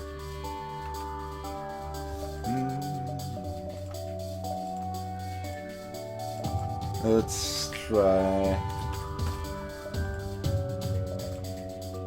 Yeah, I don't think the font size affects that. Good thought though.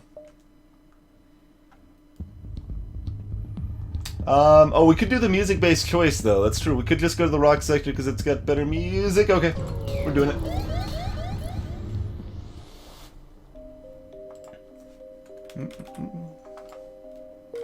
That is weird. Has anyone else ever seen that before?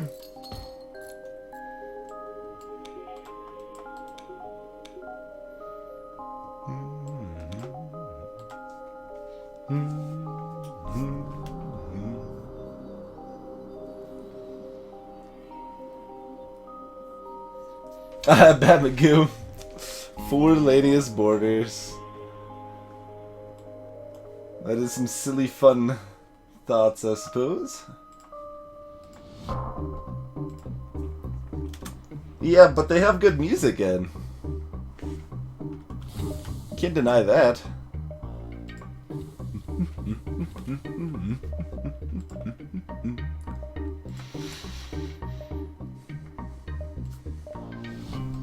Oh yeah, he doesn't actually have his position assigned. There we go. That's how long it's been since we've moved him around.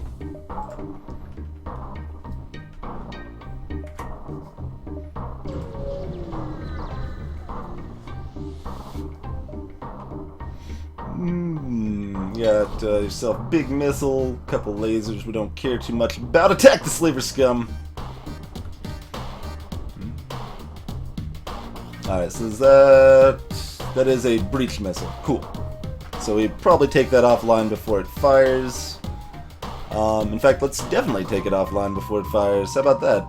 I like definitely. Definitely is something I'm a fan of.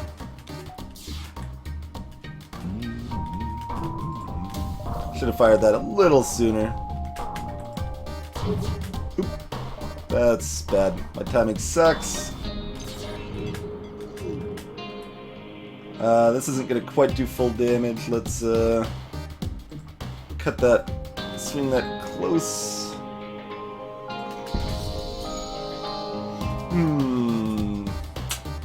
Rocked, man. I don't know. I kind of want more scrap. Kinda want more scrap, buddy. Also, that's still offline. It's not supposed to still be online. I realize that's still online. I might consider not doing it, but on the other hand, we can still just kill him, and it's fine. Yeah, 63 scrap. That's good. I like 63 scrap. Yeah, Craig, you haven't used the lockdown power once. I use it on the Rock C when people board me, but I just haven't even thought to use it on this ship for some reason. Hey, Celerity. This has been a run of free stuff. Because, you know, indie homeworlds are amazing. And other sectors can give me free stuff too. Hey, No Name Killer. Yeah, so the reason is because we're doing really well, so we're buying sensors for fun. That is why. So we actually did buy level 2 sensors earlier on, because there's a lot of sensors blue options, and this is a strong enough ship and we were doing well enough that I kind of wanted to play with that a little bit, see if it might be worth buying level 2 sensors for the blue options. We went ahead and got level 3 sensors just purely for fun, because we're ahead plenty in the game, so we're not worried about things going wrong. We don't need that 45 scrap, basically. Economy Chief, hitting shields would not even increase my damage there at all. That only matters if you're piercing the shields and you're not, and they don't have any shields already down. when you're hitting them with a beam. It doesn't benefit at all if you're targeting with when the shield's already partially down and recharging. Let's see, do we hit 3 first, or do we got stuff to sell? Whatever, let's just go to the store. 3 reloader? 3rd reloader? Huh? Oh, this is garbage. Have some more garbage. There you go.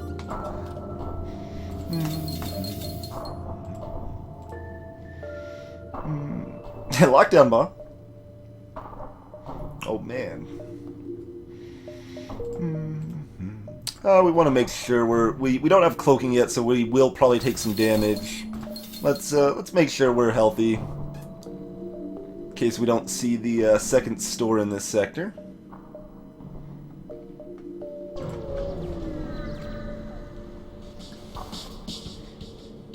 My reloading isn't automated enough.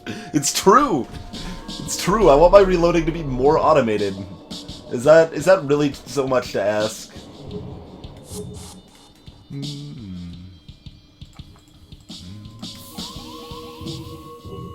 It's going up. No. How about down? Down? Down?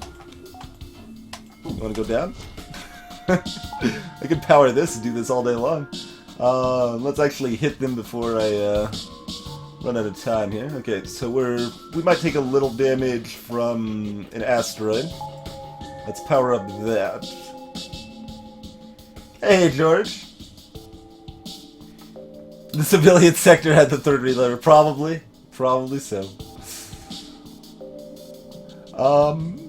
It's a little late to do hacking, so I'm not even gonna worry about it, probably. Yeah, probably not gonna worry about it.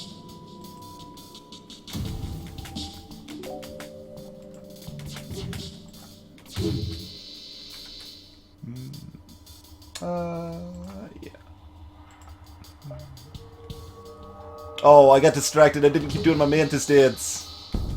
No more mantis dance. That's too bad.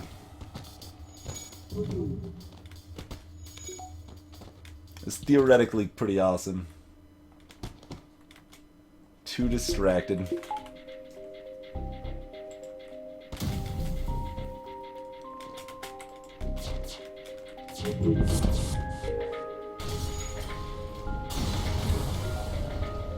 $54 scrapadoodles. Status update, rocks are slow. Look, Monolithic, you're also reloading. We just want to reload as many things in as many ways as possible. So it's nothing personal, man. It's cool.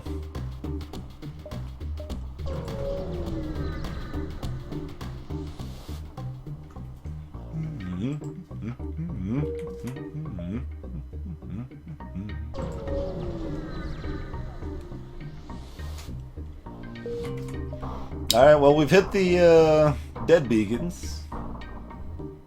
Maybe there can be a 3rd in the rock sector? I don't remember.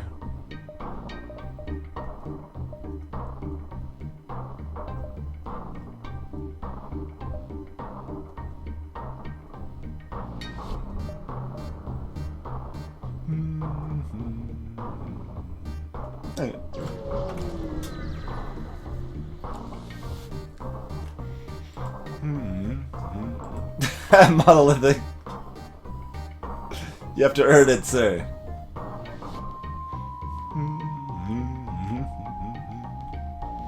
Oh man, look at the power bars. You can see everything. You can see their inner secrets exposed.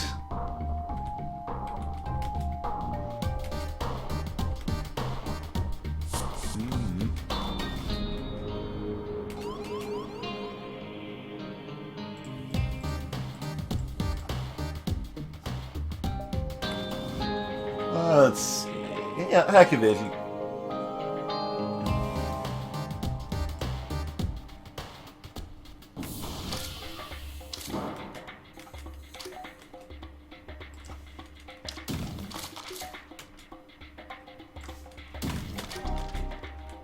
Alright, as long as you can still aim weapons while you're doing whatever you're doing in there, Monolithic, I'll allow it, okay?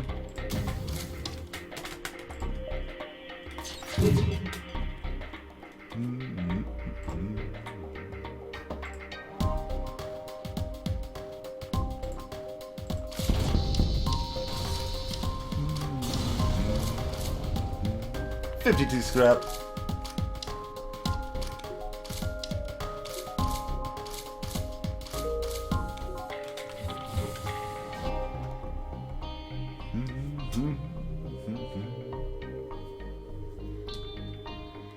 I didn't have a rock crew to taunt the man to ship with. I didn't. I could have had one, but I rejected him.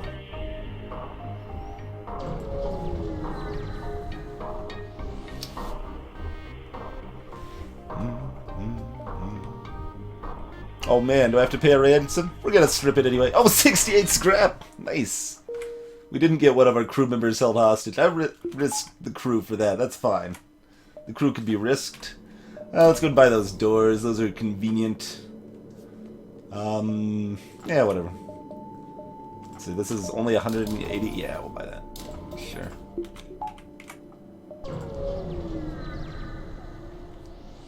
They got that one claw inside the door. That's all they got. So we got... looks like 4. Yeah, it's 4 hops.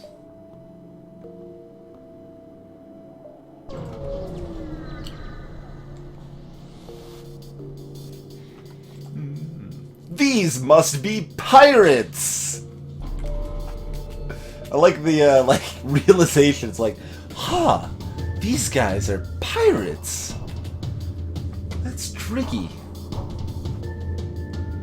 Oh, that's not the crew held hostage one, Layla said? Are you sure? I don't... That doesn't sound right, because I feel like... Maybe... Well, no, maybe I haven't had it. It's just such a unique event that it stands clear in my memory just from reading the events. Alright, now I'm not sure. You're probably right.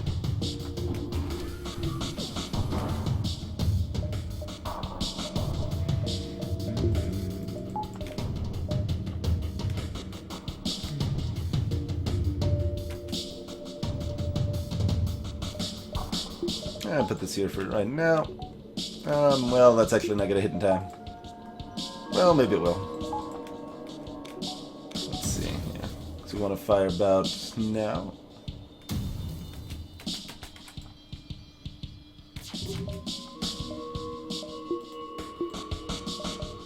Oh, I've got the backup battery also. Yeah, remember the battery, guys.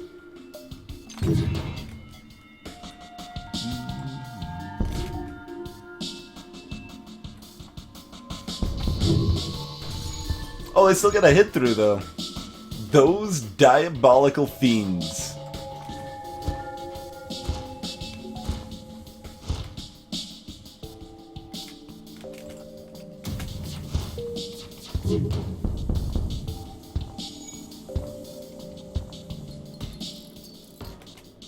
Let's see. I think they're gonna, like, get the cloaking just in time, but we'll... Okay. I was about to try it anyway, but I didn't think it was gonna work. And it wasn't. Oh yeah, that's just gonna kill them. They still don't have engines back online because of the hacking. Slowing their replayers. That's right, they're replayers.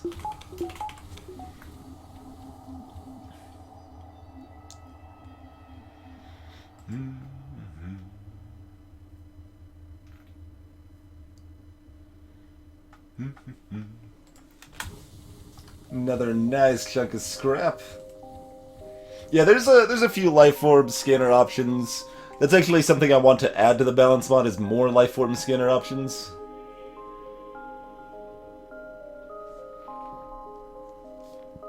Alright, we gotta see if we can get a triple reloader, right? Or a cloaking, you know? We could just get our cloaking. I suppose we just buy our cloaking. We do want to make sure nothing horrible goes wrong.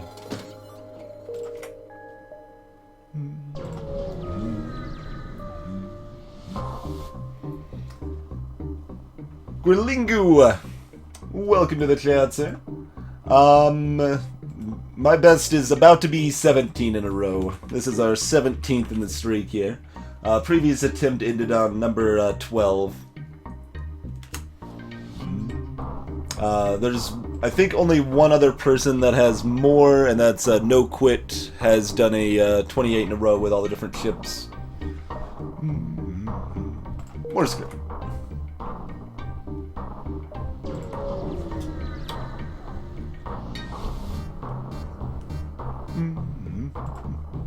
But we're aiming to get 28 here. I have high expectations.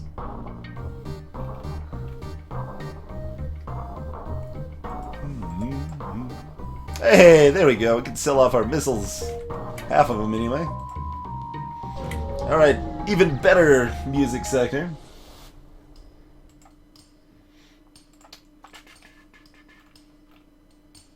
And I think clone base are generally better Failed Celestial, but not enough better that it's worth paying to switch them out.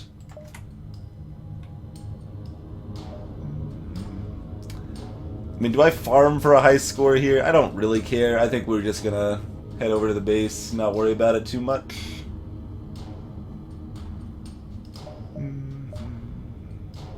Although that's still just 5. Alright, we'll farm a little bit. Why not? Have a little fun with it.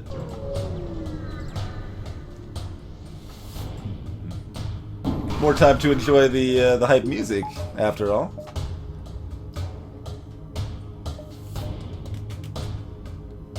Let's see. Got level 4 engines.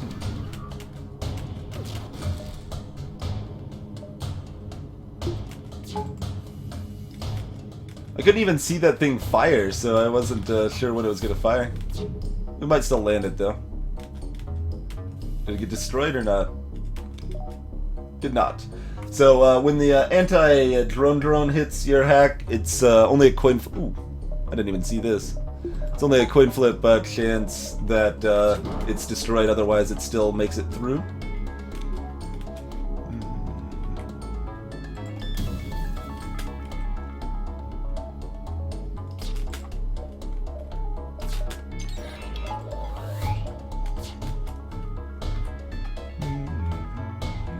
Let's see, where do we want to drop this? Yeah, just keep wrecking the shields here. Just decimate the ship as quickly as possible.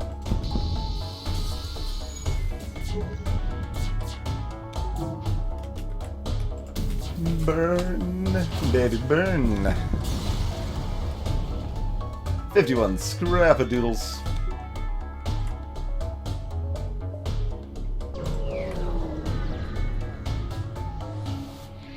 That's true. We need to find the final store in the sector, right? Keep hunting for that reloader. Alright, defense 2. We got their own hack. Flag 2. Nothing too terribly scary here. Just need to pay attention to the defense 2. Oh man, it was right next to it. I depowered it at the best time I could, I think. Still didn't quite get there. We can cloak the Flak 2 as necessary. Yeah, we still got plenty of drone parts, so keep doing it this way. It keeps doing it from off screen. It's wrecking me here. I can't sneak one through. Fence 2 is better at shooting them down.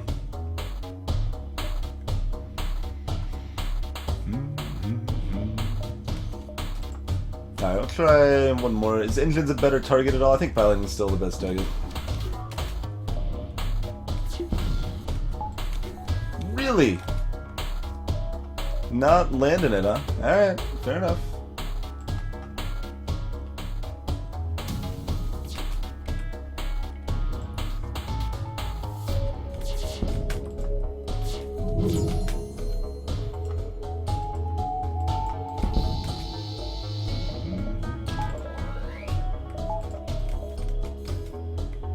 Nope.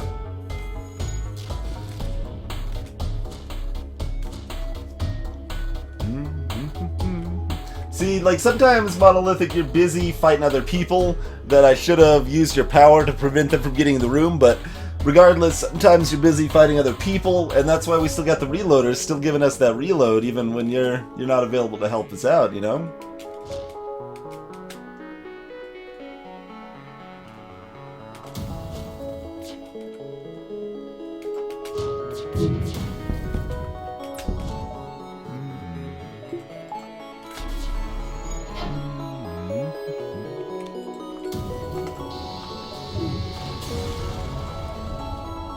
$51 scrap.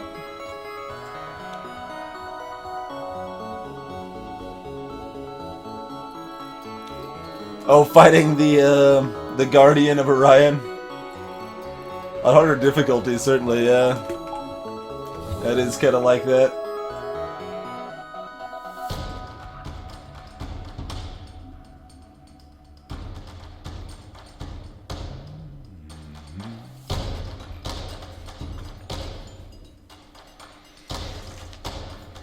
Yeah, Defense 2 didn't want to let it slide. That it's kind of crazy.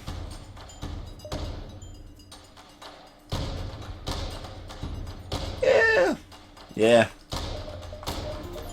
Sure. It's not like we need the repair station, so even if it's overtaken, it's not a big deal.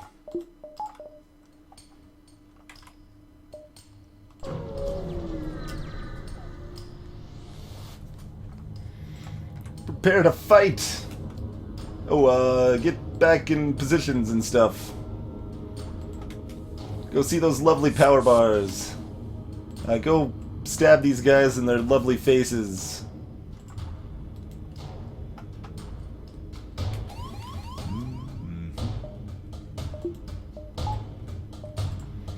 Let's see.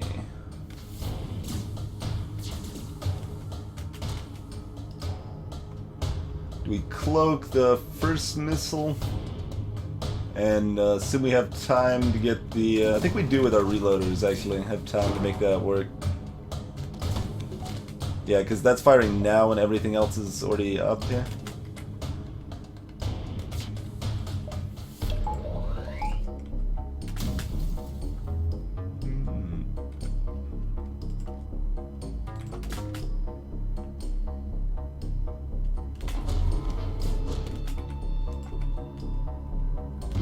Oh.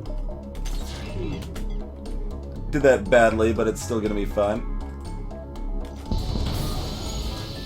Still gonna have the intended effect there, taking that missile offline before it fires. This way, even if we don't get the repair beacon, we have minimal damage. Looks like this guy's gonna have another chance to hit us, though.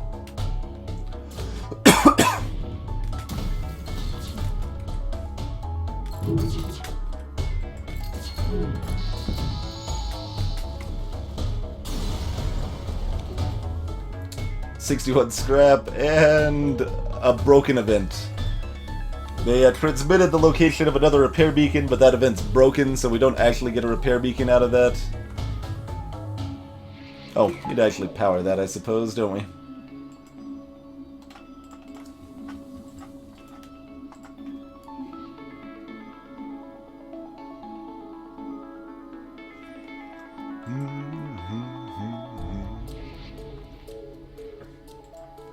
I've refused to use the combat zone. He's fought, like, once. By accident. But he fought that time, okay? There you go. He's trained in combat, but he's a pacifist at heart. Alright, need to get that one damage repaired. Aww. That's okay. Alright. Final purchases. Last call for goodies.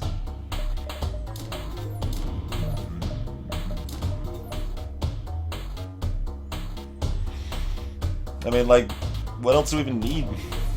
Nothing? We can just float scrap if we want. I think it'd be more fun to just buy silly things, though.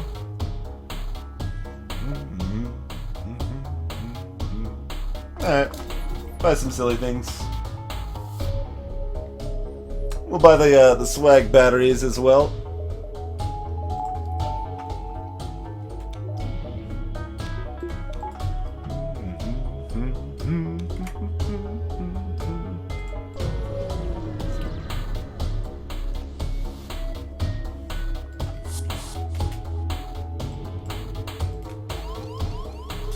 Man, they like going after Ed in your sensor room there, buddy. Their weapons actually scary? Not really. Not really.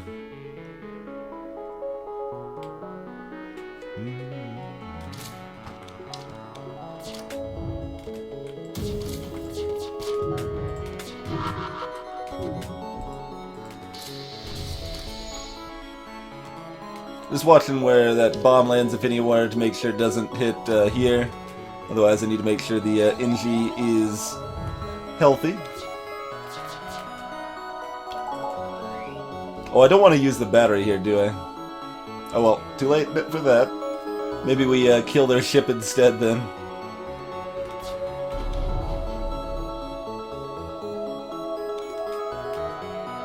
There's the miss we're looking for. Might as well try to kill it until the next ASB is about to fire, huh?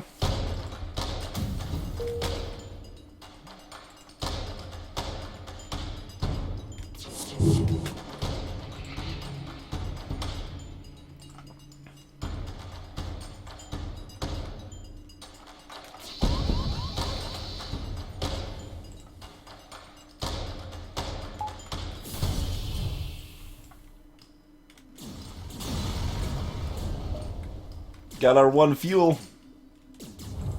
Waiting for our stuff to cool off for a little while.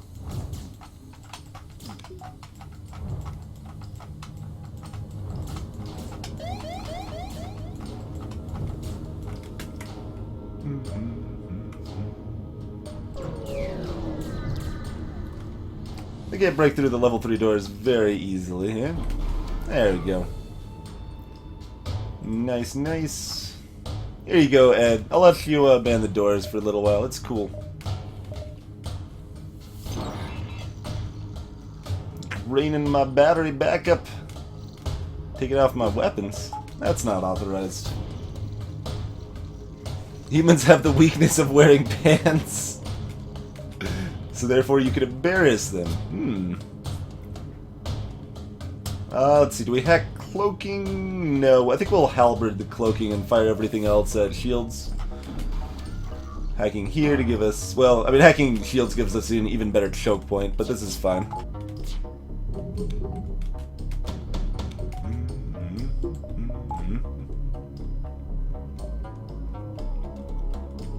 Do we do, I mean we might as well do a level 2 cloak.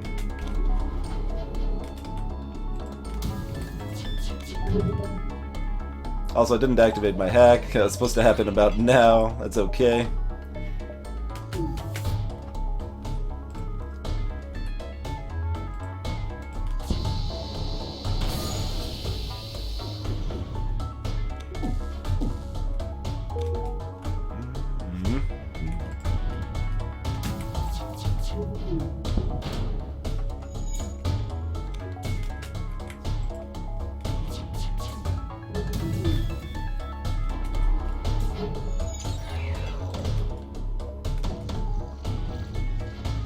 You guys are jerks. They totally hit me.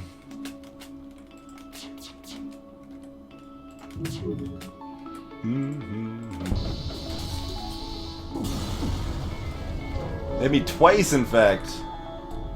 Monsters. They hacked the battery abandoned ship. It's okay. They damaged the battery, but since it was upgraded, they didn't destroy it. So all is well.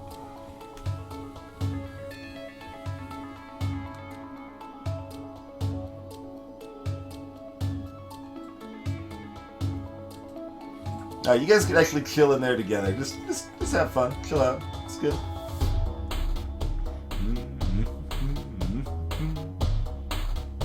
I did do a Zoltan C run where we only had 10 reactor power model, I think. I know someone's done it. Yeah, I think Draconius has done it with like 3 or 4 max reactor power.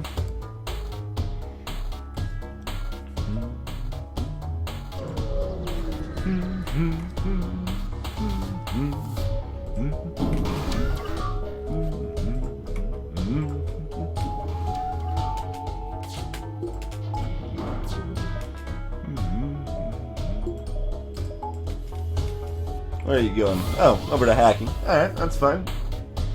We'll use that in time to not care.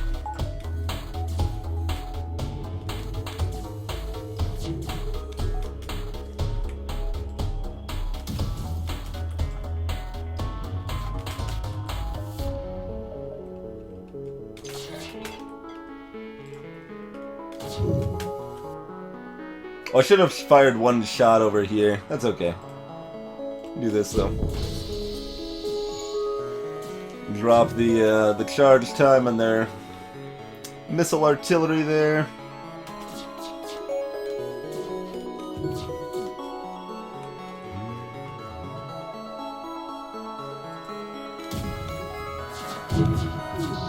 Oh, that actually missed. Slightly sad.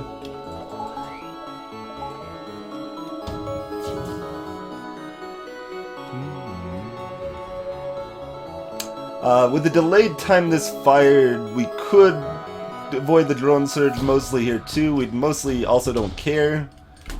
But, like, I could just avoid the drone surge. It gives them time to repair though. No, screw that. Let the drones come! Because they will be dead. Oh, not quite. We're 1 damage short.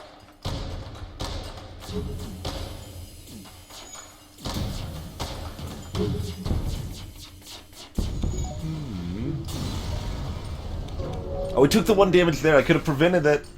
Could have prevented that 1 damage from letting the boarding drone smack that. Hey, Vermeer, welcome. I'm not sure what you're asking there about the oxygen.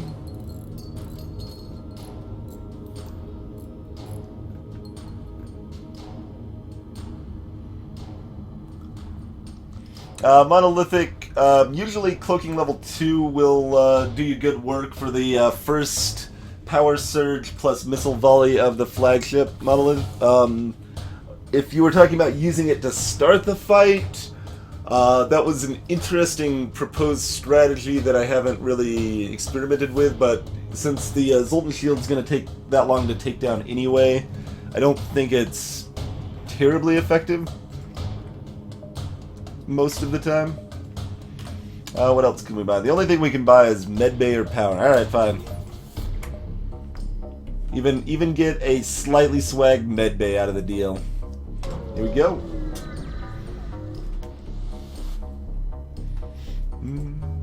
Yeah, like, so dodging just that monolithic, usually level 2 cloaking will do the job because of when they fire. Phase 3, they've got an upgraded artillery, so that takes longer to take, or it fires faster, so you ignore the first volley, and then when it's firing the second volley, a level 2 cloak should get that and the power surge. If it hasn't already made the warning buzzer, you're going to want to wait until the missiles get as close to your ship as possible, but other than that, it's fine.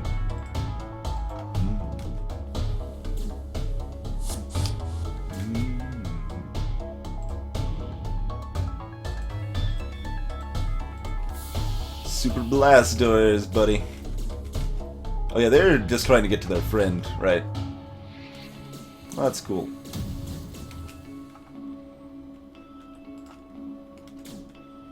Probably just fire the halberd too, right? Yeah.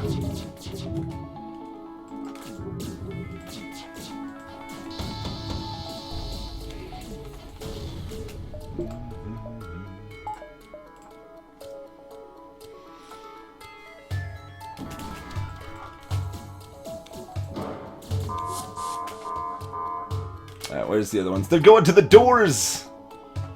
Those monsters. Attacking the doors. So when you see this message that says power surge detected, that's 5 seconds until the power surge happens.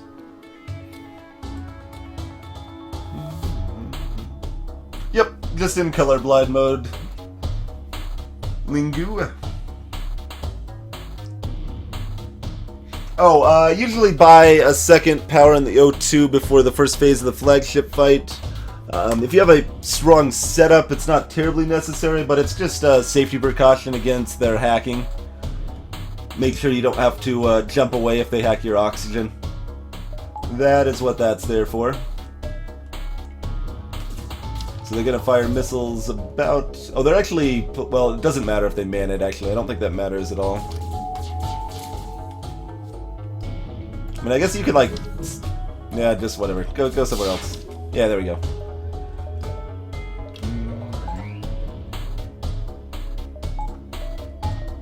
whatever. Don't have anywhere else for this power to go.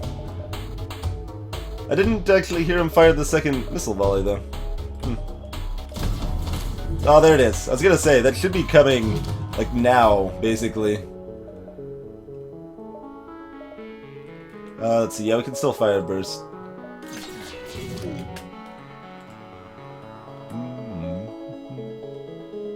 So we can reduce our damage or deal with the mind control. Mind control is just more annoying. It's not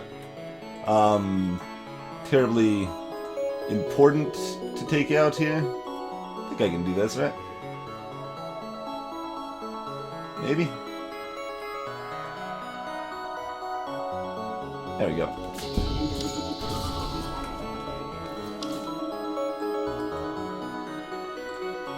Alright, go punch those guys. I guess I could have sent in the Zoltan. He's trained in combat. But as we discussed, that guy's a pacifist. It's cool. We're not gonna send him to fight. We don't want to disrespect his wishes.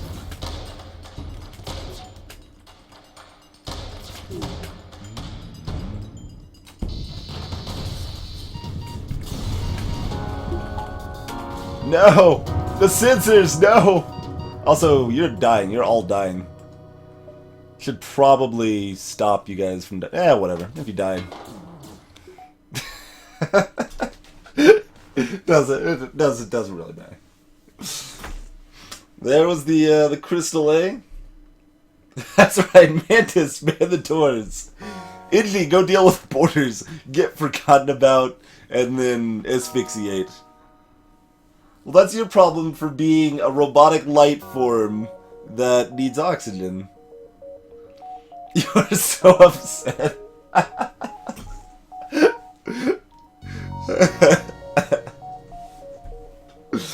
Oh my.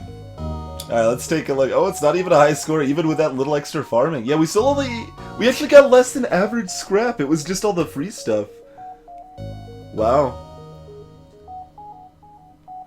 Yeah, there you go. Like, that's how little I've played the Crystal A. There's still like an easy score on this record.